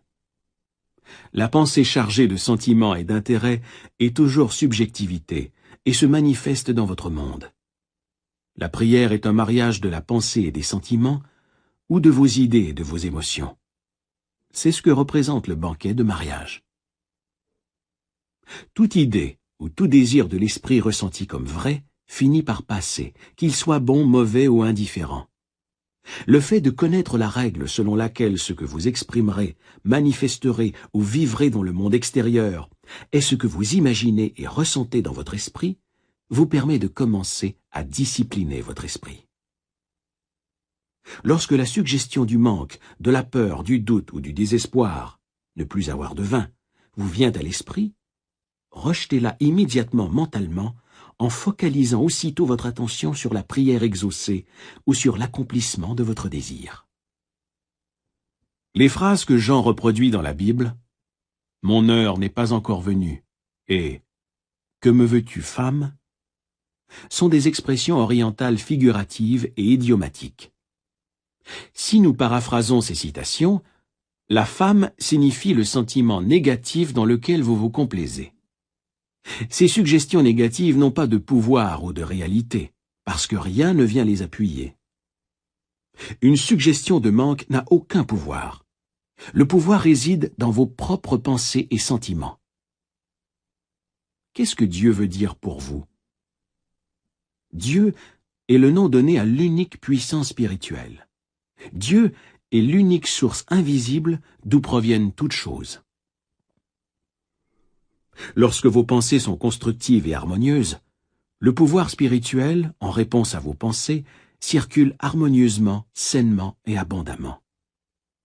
Appliquez la merveilleuse discipline de rejeter complètement chaque pensée de manque en reconnaissant immédiatement la disponibilité du pouvoir spirituel et sa réponse à vos pensées et images constructives. Vous mettrez alors en application la vérité qui se trouve dans ces paroles. « Que me veux-tu, femme ?» Nous lisons « Mon heure n'est pas encore venue ». Cela signifie que bien que vous ne soyez pas encore arrivé à une conviction ou à un état d'esprit positif, vous savez que vous êtes sur la voie mentalement, puisque vous engagez votre esprit dans des idéaux et objectifs positifs de la vie. Ce sur quoi l'esprit insiste, il le multiplie, le magnifie et en provoque la croissance jusqu'à ce qu'enfin l'esprit en arrive à un nouvel état de conscience. Vous êtes alors conditionné positivement là où vous étiez auparavant conditionné négativement. L'homme spirituel en prière change son impression de manque en attitude de confiance, de paix et de foi dans la puissance spirituelle qui est en lui.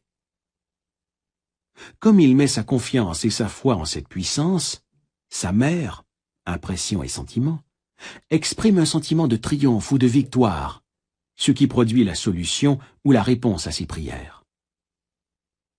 Les jarres d'eau de la Bible font référence aux cycles mentaux que l'homme traverse pour en arriver à la réalisation subjective de ses désirs. Ce cycle peut durer un instant, une heure, une semaine ou un mois, tout dépendant de la foi et de l'état de conscience de l'apprenant. Dans la prière, nous devons purifier notre esprit des croyances erronées, des peurs, des doutes et de l'anxiété, en nous détachant complètement de la manifestation des sens et du monde extérieur. Dans la tranquillité et la quiétude de votre esprit, où vous avez fait taire les roues de votre esprit, méditez sur la joie de la prière exaucée jusqu'à ce que vous ayez l'intime certitude que vous savez que vous savez. Quand vous aurez réussi à ne faire qu'un avec votre désir, vous aurez réussi le mariage mental, ou l'union de vos sentiments et de vos idées. Je suis sûr qu'en ce moment, vous désirez ne faire qu'un, vous marier avec la santé, l'harmonie, la réussite et l'accomplissement dans votre esprit. Chaque fois que vous priez, vous essayez de reproduire le banquet du mariage de Cana, la réalisation de vos désirs et idéaux. Vous voulez être mentalement identifié au concept de paix, de réussite, de bien-être et de santé parfaite. Ils les remplirent jusqu'au bord. Les 6 jarres représente votre propre esprit dans l'acte créatif spirituel et mental. Vous devez remplir votre esprit jusqu'au bord, ce qui veut dire que vous devez être rempli de la sensation d'être ce que vous avez envie d'être. Lorsque vous réussissez à remplir votre esprit de l'idéal que vous souhaitez accomplir ou exprimer, vous êtes plein jusqu'au bord. Vous cessez alors de prier pour l'obtenir parce que vous sentez que cela est réellement dans votre esprit. Vous savez. C'est un état fini de conscience. Vous êtes en paix à ce sujet. Puisez maintenant, leur dit-il, et portez-en à l'ordonnateur du repas. Ce qui pénètre dans notre inconscient est toujours objectivité sur l'écran de l'espace. Conséquemment, lorsque nous avons enfin été convaincus que notre prière était exaucée, nous avons donné l'ordre. Portez-en à l'ordonnateur du repas. Vous dirigez toujours votre banquet mental. Durant la journée, des milliers de pensées, de suggestions, d'opinions, de visions et de sons atteignent vos yeux et vos oreilles. Vous pouvez les rejeter comme ne convenant pas à la consommation mentale ou les entretenir. C'est votre choix. Votre esprit conscient, raisonnable et intellectuel est l'ordonnateur du banquet. Lorsque vous décidez sciemment d'entretenir le désir de votre cœur comme étant vrai, de méditer dessus, de vous en nourrir et de l'imaginer, il devient une incarnation vivante et une partie de votre mental, de sorte que votre moi profond le fait naître ou s'exprimer. Autrement dit, ce qui s'imprime subjectivement s'exprime aussi objectivement. Vos sens ou votre conscience voient l'objectivation de votre bien. Lorsque la conscience se rend compte que l'eau s'est changée en vin, elle prend conscience que sa prière a été exaucée. L'eau pourrait aussi s'appeler le pouvoir spirituel invisible, informe, la conscience non conditionnée. Le vin est la conscience conditionnée, ou l'esprit qui donne vie à ses croyances et à ses convictions. Les serviteurs qui puisent l'eau pour vous représentent l'atmosphère de paix, de confiance et de foi. Suivant votre foi ou vos sentiments, votre bien est attiré et amené à vous. Adoptez les principes spirituels dont il est question dans ce livre. Chérissez-les et tombez-en amoureux. Dans le premier miracle de Jésus, on nous dit que la prière est un banquet de noces, ou encore l'union de l'esprit et de ses désirs.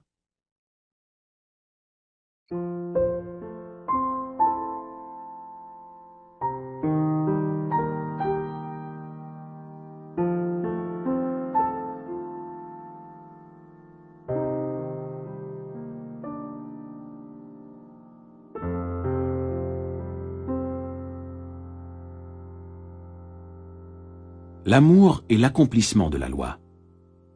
L'amour est vraiment un attachement émotionnel, un sentiment d'unité avec votre bien. Vous devez être fidèle à votre objectif ou à votre idéal. Nous ne sommes pas fidèles à celui que nous aimons lorsque nous flirtons ou que nous entretenons mentalement d'autres mariages avec la peur, le doute, l'inquiétude, l'anxiété ou des croyances erronées. L'amour est un état d'unité, d'accomplissement. Lorsque j'ai expliqué ce principe tout simple à la propriétaire du salon de coiffure mentionné plus tôt, elle est devenue mentalement riche. Elle a compris ce principe et elle l'a mis en pratique dans sa vie. C'est ainsi qu'elle a prié. Elle savait que l'eau, son propre esprit, coulerait et remplirait toutes les jarres vides en réponse à sa nouvelle façon de penser et de sentir. Le soir même, cette cliente s'est sentie très calme et sereine. Son corps était détendu, et elle a commencé à utiliser une imagerie constructive. Voici les étapes qu'elle a suivies. Première étape. Elle a commencé à imaginer que le directeur de sa banque la félicitait pour ses importants dépôts à la banque. Elle a imaginé cela pendant environ 5 minutes. Deuxième étape. En imagination, elle a entendu sa mère lui dire « Je suis si heureuse de ta merveilleuse nouvelle position ». Elle a continué à entendre sa mère dire cela sur un ton heureux, joyeux, pendant environ 3 à 5 minutes. Troisième étape. Elle a imaginé très clairement que j'étais devant elle, procédant à sa cérémonie de mariage. Cette femme m'a entendu dire, à titre d'officiant, « Je vous déclare maintenant mari et femme ». Complétant la routine, elle s'est endormie avec une impression de plénitude, c'est-à-dire en ressentant en elle-même la joie de la prière exaucée. Pendant les 3 semaines qui ont suivi, il ne s'est rien passé. En fait, les choses ont empiré. Mais elle a persévéré, refusant de prendre un non pour une réponse. Elle savait que pour grandir spirituellement, elle devait elle aussi faire son premier miracle en changeant sa peur en foi, son sentiment de manque en opulence et en prospérité, en changeant sa conscience, l'eau, en conditions, en circonstances et en expériences qu'elle désirait vivre. La conscience est la cause de tout. Le savoir, l'état d'être, le principe, l'esprit, peu importe comment vous l'appelez, c'est la seule présence et le seul pouvoir. La puissance spirituelle, ou l'esprit qui nous habite, est la cause et la substance de toutes choses. Toutes les choses, oiseaux, arbres, étoiles, soleil, lune, terre, or, argent et platine, sont ces manifestations. C'est la cause et la substance de toutes choses. Il n'y en a aucune autre. Ayant compris ceci, elle savait que l'eau, conscience, pourrait se changer en acquis sous forme d'argent, d'un emploi, ou de l'authentique expression d'elle-même, sous forme aussi de santé pour sa mère, d'un partenaire et d'une plénitude dans sa vie. Elle a vu cette vérité simple, quoique profonde, en un clin d'œil. Et elle m'a dit « J'accepte mon bien ». Elle savait que l'on ne nous cache rien. Tout de Dieu est en nous, attendant qu'on le découvre et qu'on l'explore. En moins d'1 mois, cette jeune femme s'est mariée. J'ai procédé à la cérémonie du mariage. J'ai prononcé les mots qu'elle m'avait entendu dire encore et encore dans son état de détente méditative. Je vous déclare maintenant mari et femme. Son mari lui a offert un chèque de plusieurs milliers de dollars et un voyage autour du monde en guise de cadeau de mariage. Sa nouvelle façon d'exprimer la beauté consistait à embellir sa maison et son jardin et à faire en sorte que le désert de son esprit se réjouisse et fleurisse telle la rose. Elle a changé l'eau en vin.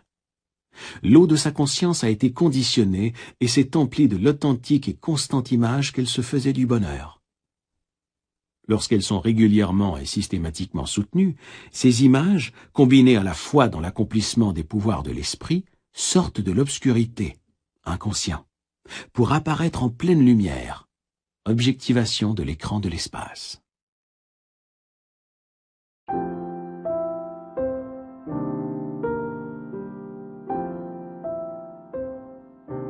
Il existe une règle importante. N'exposez pas ce film nouvellement développé à la lumière dévastatrice de la peur, du doute, du découragement et de l'inquiétude. Chaque fois que l'inquiétude ou la peur se pointe à votre porte, tournez-vous immédiatement vers l'image que vous avez développée dans votre tête et dites-vous à vous-même « Une magnifique image se développe maintenant dans la chambre noire de mon esprit ». Versez mentalement sur cette image vos sentiments de joie, de foi et de compréhension. Vous savez que vous avez appliqué une loi psychologique et spirituelle, car ce qui est imprimé sera exprimé. C'est merveilleux. Voici un moyen sûr et certain de développer et de manifester toutes les richesses matérielles et les réserves dont vous avez besoin tous les jours dans votre vie. Si vous appliquez cette formule sincèrement et honnêtement, vous devriez être amplement récompensé dans le monde extérieur. J'illustrerai ceci en vous racontant l'histoire d'un homme qui est venu me voir à Londres parce qu'il avait de terribles ennuis d'argent. C'était un membre de l'Église d'Angleterre, et dans une certaine mesure, il avait étudié le travail de l'inconscient. Je lui ai demandé de dire fréquemment durant le jour « Dieu est la source de mes richesses, et tous mes besoins sont comblés à chaque instant et partout dans l'espace. » Pensez aussi à toute vie animale sur Terre et à toutes les galaxies de l'espace, sur lesquelles veille une intelligence infinie. Voyez comment la nature est luxuriante, extravagante et généreuse. Pensez aux poissons dans la mer, qui ont tout ce dont ils ont besoin, tout comme les oiseaux dans le ciel. Cet homme a soudain pris conscience que depuis sa naissance, on avait pris soin de lui. Sa mère l'avait nourri, son père l'avait vêtu, et il avait été cajolé par des grands-parents aimants. Cet homme a trouvé un emploi et a été grassement rémunéré. Son raisonnement était que c'était illogique de croire que le principe vital qui lui avait donné la vie et avait toujours pris soin de lui cesserait soudain de répondre à ses besoins. Il s'est rendu compte qu'il avait lui-même diminué ses réserves en entretenant de la rancœur envers son employeur, en se condamnant, en se critiquant et en se disant qu'il ne valait pas mieux. Il avait psychologiquement affaibli le lien qui l'attachait à la source infinie de toute chose, l'esprit qui habite le principe de vie, que certains appellent conscience. L'homme n'est pas nourri comme les oiseaux. Il doit sciemment communier avec la puissance et la présence qui l'habite et recevoir la guidance, la force, la vitalité et toute chose indispensable à l'accomplissement de ses besoins. C'est la formule qu'il a utilisée pour changer l'eau en vin de l'abondance et de la réussite. Il a compris que Dieu ou la puissance spirituelle en lui était la cause de tout. Mieux, il a compris qu'il pourrait se vendre à lui-même l'idée que si la richesse lui appartenait de droit divin, cela se traduirait par l'abondance et la profusion. Voici l'affirmation qu'il a utilisée. Dieu est la source de mes richesses. Tous mes besoins financiers et autres sont comblés à chaque instant et partout dans l'espace. Il y aura toujours un surplus divin. Cette simple phrase, répétée fréquemment, sciemment et intelligemment, a conditionné son esprit à la conscience de la prospérité. Il suffisait qu'il se vende à lui-même cette idée positive, tout comme un bon vendeur doit pouvoir se convaincre des mérites de son produit. Ce genre d'individu est convaincu de l'intégrité de l'entreprise qui l'emploie, de la bonne qualité du produit, de l'excellent service que recevra le client et du fait que le prix est juste, etc. Je lui ai recommandé, si des pensées négatives lui venaient à l'esprit, ce qui ne manquerait pas de se produire, de ne pas résister et de ne leur livrer bataille d'aucune manière, mais simplement de revenir à cette formule spirituelle mentale et de se la répéter calmement et avec amour. Il a parfois essuyé un déluge de négativité, une avalanche de pensées négatives. Chaque fois, il les a accueillies avec la conviction positive, ferme et fidèle que Dieu comble tous mes besoins.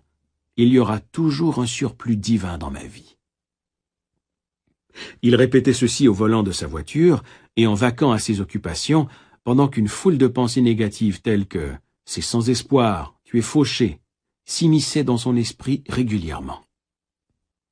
Chaque fois que lui venaient ces pensées négatives, il refusait de les laisser pénétrer son esprit, en se tournant vers la source éternelle de la richesse, de la santé et de toute chose, qu'il savait être sa propre conscience spirituelle.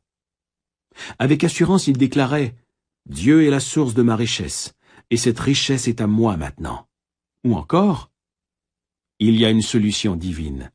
La richesse de Dieu est ma richesse. » Et d'autres phrases affirmatives et positives qui emplissaient son esprit d'espoir, de foi, d'espérance et ultimement de la conviction qu'il existait une fontaine de richesses infinies qui comblerait largement, gaiement et sans fin tous ses besoins. Ces pensées négatives déferlaient en lui au moins 50 fois par heure, mais chaque fois, il refusait de laisser entrer dans son esprit ces gangsters et imposteurs, dont il savait qu'ils ne feraient que lui dérober sa paix, sa richesse, sa réussite et toutes ses bonnes choses. Il ouvrait plutôt son esprit à l'idée du principe divin de vie éternelle, de largesse coulant en lui comme la richesse, la santé, l'énergie, le pouvoir et toutes choses indispensables pour mener une vie pleine et heureuse ici-bas. Comme il gardait cette attitude, le deuxième jour, moins d'imposteurs sont venus frapper à sa porte. Le troisième jour, les visiteurs négatifs se sont fait encore plus rares. Le quatrième jour, ils venaient par intermittence dans l'espoir d'entrer, mais se butaient à la même réponse mentale. Interdit d'entrer, je n'accepte que les pensées et les idées qui stimulent, guérissent, bénissent et inspirent mon esprit.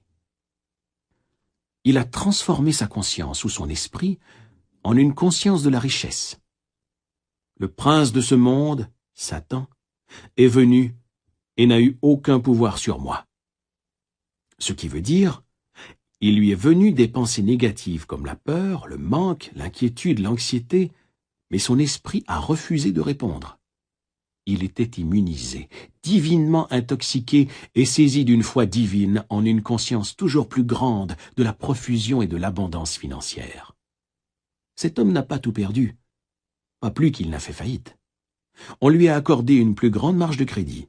Son affaire est devenue florissante. De nouvelles portes se sont ouvertes et il a prospéré.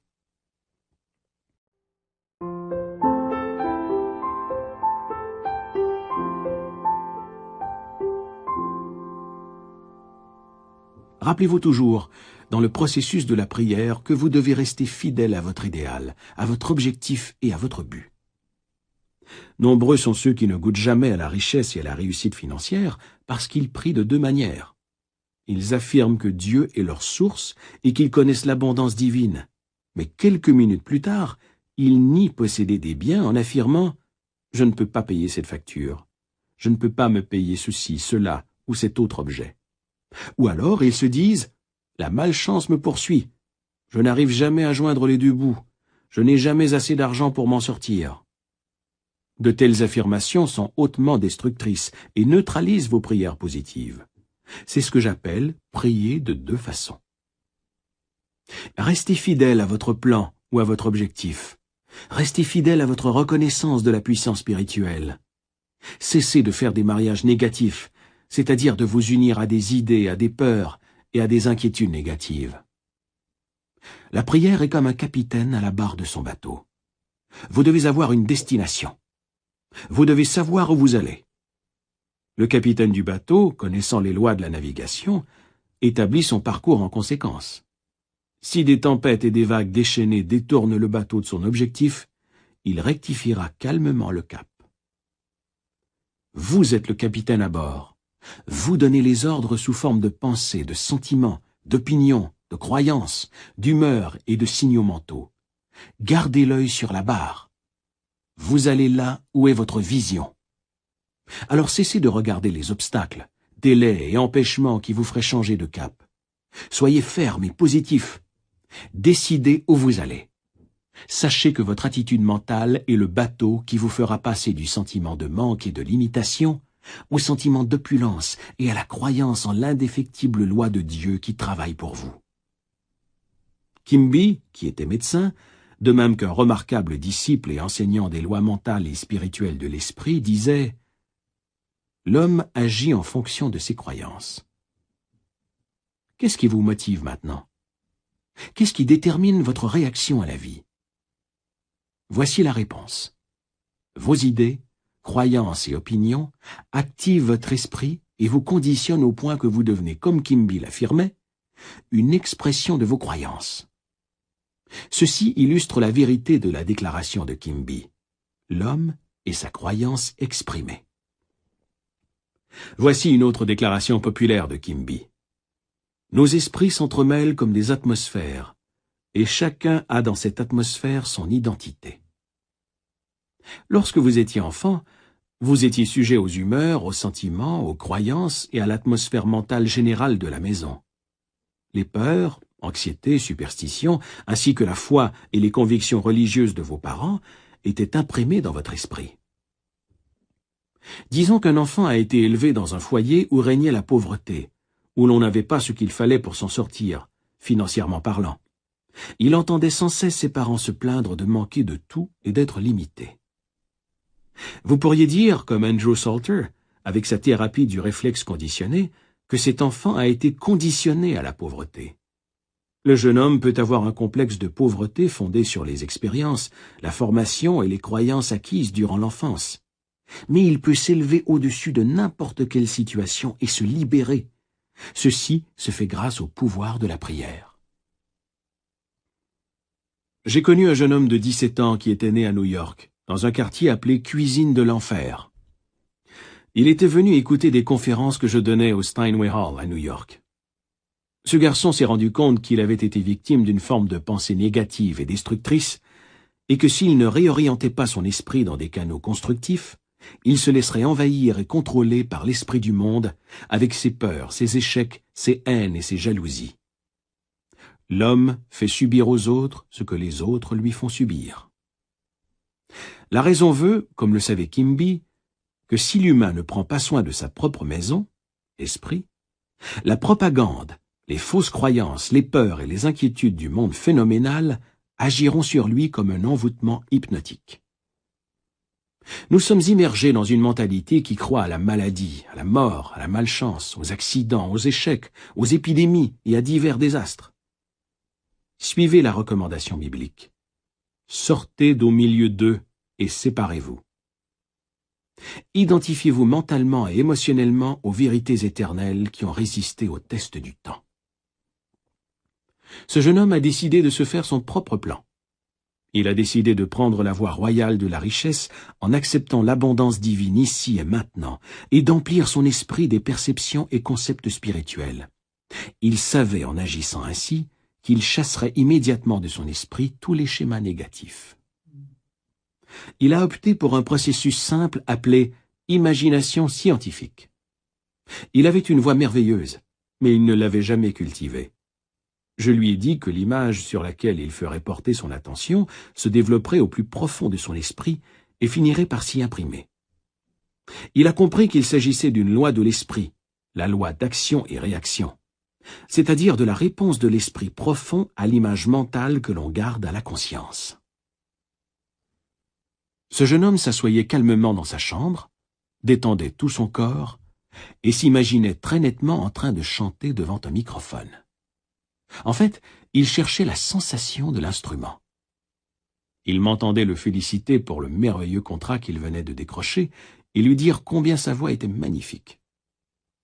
En faisant porter son attention et sa dévotion sur cette image mentale régulièrement et systématiquement, il a imprimé une profonde impression dans son inconscient. Peu de temps après, à New York, un professeur de chant italien qui avait reconnu son potentiel lui a donné plusieurs fois par semaine des leçons de chant, et ce tout à fait gratuitement. Il a fini par signer un contrat qui l'a fait voyager partout en Europe, en Asie, en Afrique du Sud et ailleurs, pour chanter dans les salles de concert. Ses soucis financiers étaient chose du passé, car il recevait aussi un excellent salaire. Ses talents cachés et ses capacités à les exprimer étaient sa vraie richesse. Ses talents et ses pouvoirs en chacun de nous sont des dons de Dieu. Exprimons-les. Vous êtes-vous jamais dit « Comment pourrais-je être plus utile à mes semblables? Comment pourrais-je contribuer davantage à l'humanité ?» Un de mes amis, ministre du culte, m'a raconté qu'au début de son ministère, lui et son Église ont éprouvé des problèmes financiers. Sa technique ou procédé se résumait à cette simple prière, qui a fait des merveilles pour lui. Dieu me montre de meilleures façons de présenter les vérités divines à mes semblables. L'argent s'est mis à couler à flot. En quelques années, l'hypothèque a été remboursée, et il n'a plus jamais eu de souci d'argent. En écoutant ce chapitre, vous avez appris que les sentiments, humeurs et croyances intimes de l'homme contrôlent et gouvernent toujours son monde extérieur. Les mouvements intérieurs de l'esprit contrôlent les mouvements extérieurs. Pour changer l'extérieur, vous devez changer l'intérieur. Sur la terre comme au ciel, ou encore, tel que c'est dans mon esprit ou ma conscience, ainsi en est-il pour mon corps, les circonstances et mon environnement.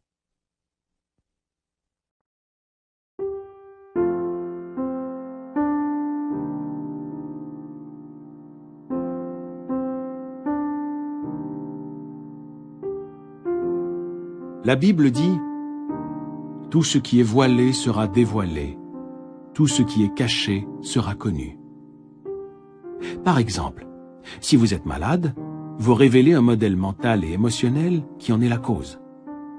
Si vous êtes atterré, ou si on vous annonce une terrible nouvelle, remarquez comment cela se voit dans votre visage, vos yeux, vos gestes, le ton de votre voix, dans votre démarche et votre posture. En fait, tout votre corps révèle votre détresse intérieure.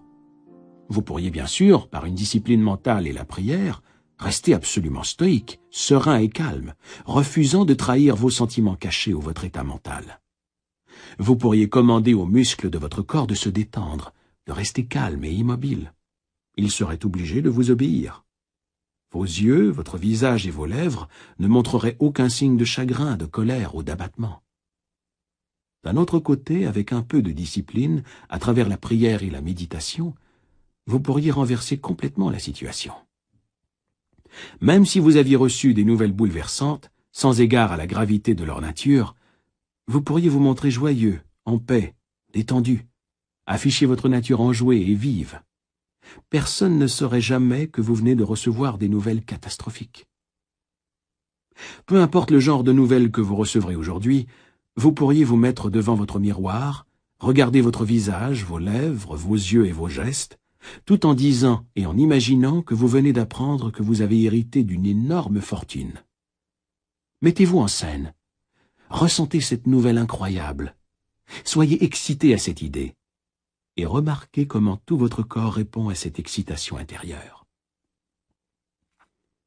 Ainsi, vous pouvez renverser n'importe quelle situation en priant. Occupez votre esprit avec des idées de paix, de réussite, de richesse et de bonheur. Identifiez-vous à ces idées mentalement, émotionnellement et picturalement.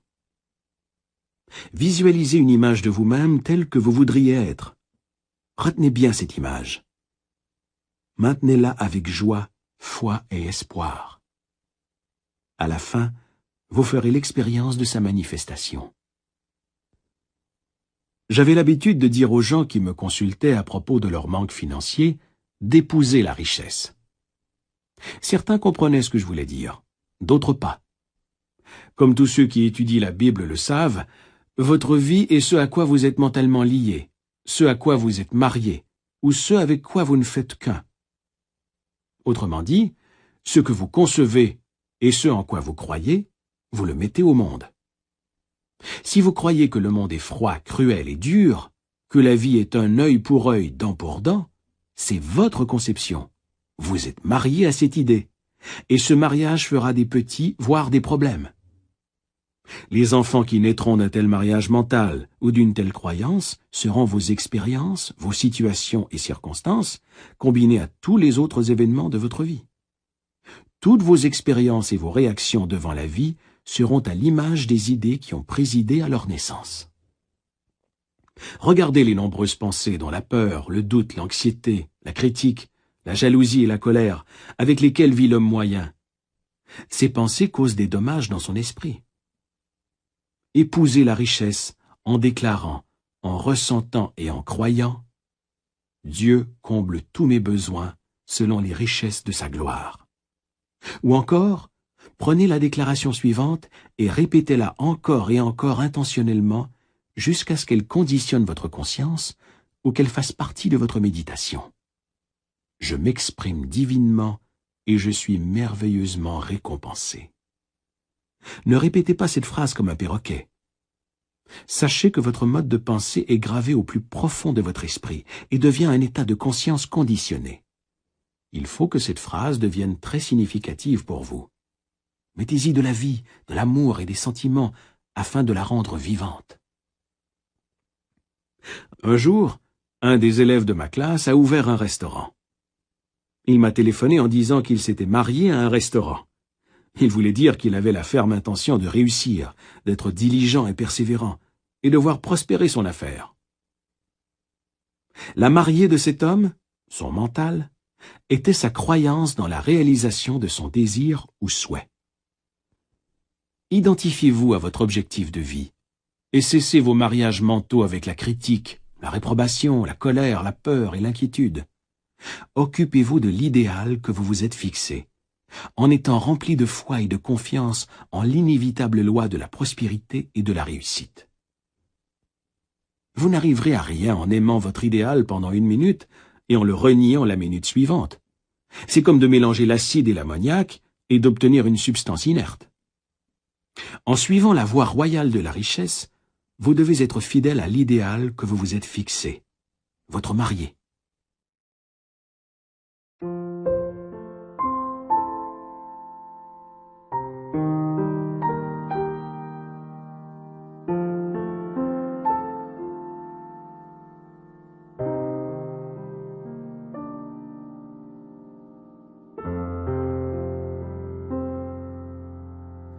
On trouve dans la Bible des passages qui illustrent ces vérités. Par exemple, Ève a été créée à partir de la côte d'Adam. Votre côte est votre conception, votre désir, votre idée, votre plan, votre but ou objectif dans la vie. Ève représente l'émotion, le sentiment naturel ou le ton intérieur. Autrement dit, vous devez materner l'idée. L'idée doit être maternée, chérie et ressentie comme vraie pour que votre objectif se réalise dans votre vie. L'idée est le père, l'émotion est la mère. C'est le banquet de mariage qui se déroule toujours dans votre tête. Le philosophe russe Ouspensky parlait du troisième élément qui pénétrait ou était formé suivant l'union de votre désir et de votre sentiment. Il appelait cela l'élément neutre. On pourrait l'appeler paix, car Dieu est paix. La Bible dit « Et le gouvernement reposera sur ses épaules ». En d'autres termes, laissez-vous guider par la sagesse divine. Laissez la sagesse subjective qui est en vous mener et guider et gouverner toutes vos entreprises. Adressez votre requête à la présence bienfaitrice, sachant en votre cœur et en votre âme qu'elle dissipera l'anxiété, guérira la blessure et redonnera à votre âme sa sérénité et sa tranquillité. Ouvrez votre esprit et votre cœur et dites « Dieu est mon pilote. Il me mène. Il me fait prospérer. Il est mon conseiller. » Dites cette prière matin et soir. Je suis un canal à travers lequel les richesses de Dieu circulent sans cesse, généreusement et librement. Écrivez cette prière dans votre cœur. Inscrivez-la dans votre esprit. Restez dans le rayonnement de la gloire de Dieu. La personne qui ignore le fonctionnement intérieur de son esprit croule sous les fardeaux, l'anxiété et les soucis. Elle n'a pas appris à confier son fardeau à la présence bienfaitrice pour ainsi s'en libérer. Un jour, un disciple a demandé à un moine zen « Qu'est-ce que la vérité ?» Le moine a répondu symboliquement en enlevant le sac de son dos et en le déposant par terre. Puis le disciple lui a demandé « Maître, comment cela fonctionne-t-il » Le moine zen, toujours silencieux, a remis le sac sur son dos et a poursuivi son chemin en chantant intérieurement. Le sac est votre fardeau ou votre problème. Vous le confiez à la sagesse subjective qui sait tout et qui a le savoir-faire pour accomplir votre vœu. Elle n'a que la réponse. Remettre le sac sur son dos signifie que même si mon problème est toujours là, je suis maintenant mentalement délivré de mon fardeau, puisque j'ai invoqué la sagesse divine. Ainsi, je chante le chant du triomphe, sachant que la réponse à ma prière va venir, et je chante pour la joie qui m'attend. C'est merveilleux. Tout homme sert d'abord le bon vin, puis le moins bon après qu'on s'est enivré. Toi, tu as gardé le bon vin jusqu'à présent. C'est vrai pour tous ceux qui accèdent pour la première fois à la connaissance des lois de l'esprit. Ils cherchent avec énormément d'esprit et d'ambition. L'homme est le nouvel outil qui balaie tout. Il est rempli de bonnes intentions, mais il oublie souvent la source du pouvoir. Il ne reste pas fidèle au principe scientifique et efficace qui est en lui, qui l'élèverait au-dessus de ses expériences négatives et le conduirait sur la voie royale de la liberté et de la paix de l'esprit. Il cède mentalement et émotionnellement à des idées et à des pensées sans rapport avec le but ou l'objectif qu'il s'était fixé. Autrement dit, il n'est pas fidèle à son idéal ou à son épouse. Sachez que le moi subjectif ou profond en vous acceptera votre requête, et qu'étant le grand ordonnateur, il fera en sorte de l'accomplir à sa manière. Il vous suffit de présenter votre requête en toute bonne foi et confiance, de la même manière que vous déposeriez une graine dans le sol ou que vous posteriez une lettre à un ami, sûr de recevoir une réponse en retour.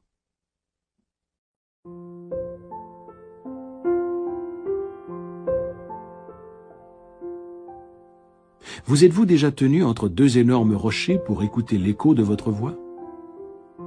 Ainsi répond le principe de vie en vous. Vous entendrez l'écho de votre propre voix. Votre voix est le mouvement de votre esprit intérieur, mental, l'aventure intérieure psychologique, où vous vous êtes régalé mentalement d'une idée jusqu'à en être rassasié, Ensuite, vous vous êtes reposé.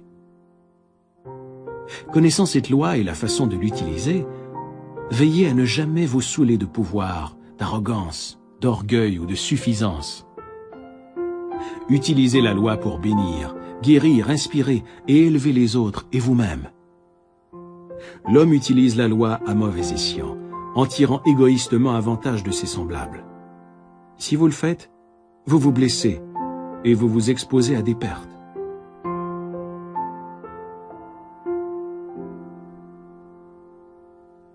Le pouvoir, la sécurité et la richesse ne s'obtiennent pas à l'extérieur. Ils proviennent du trésor d'éternité qui est en vous. Nous devrions comprendre que le bon vin est toujours là, car Dieu est l'Éternel maintenant.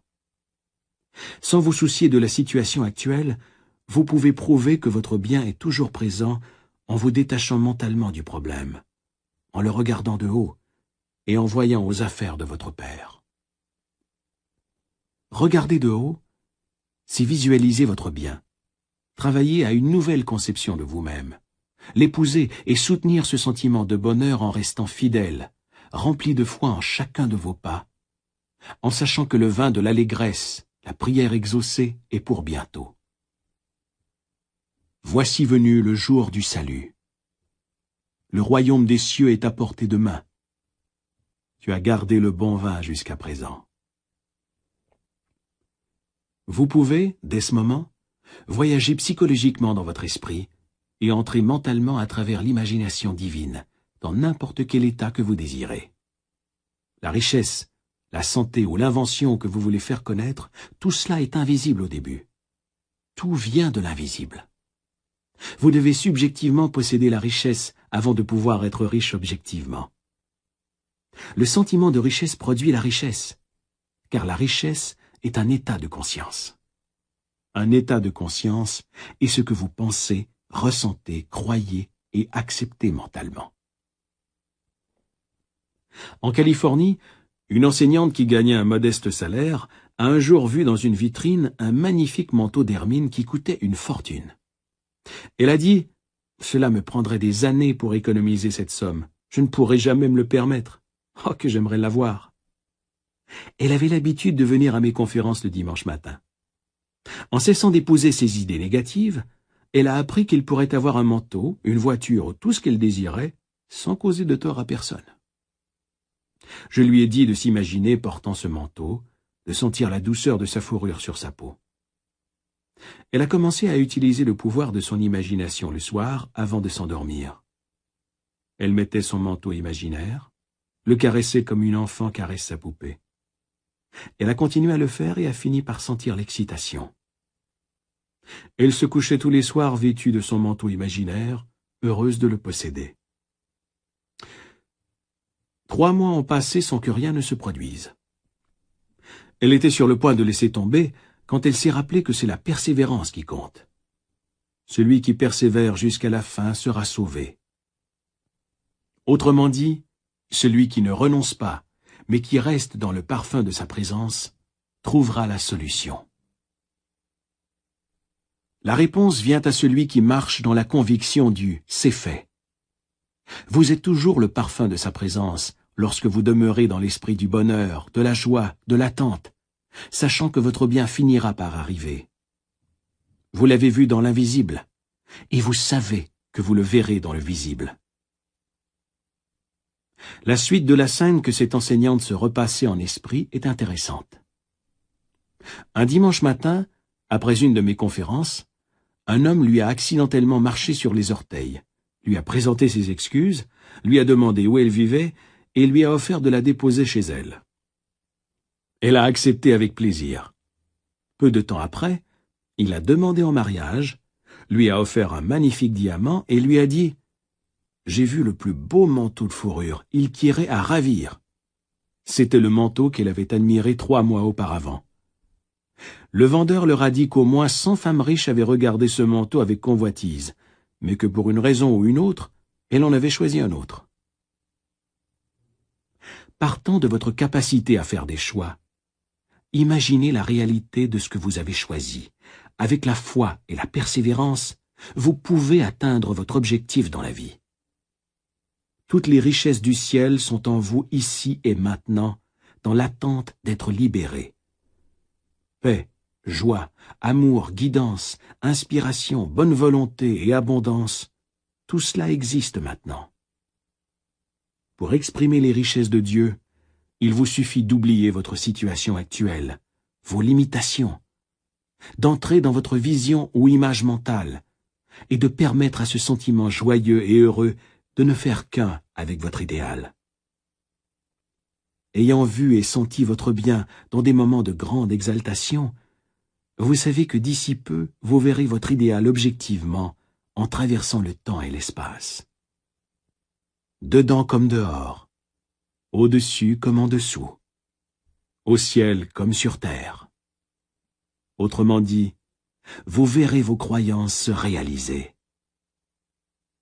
Vous êtes la croyance exprimée.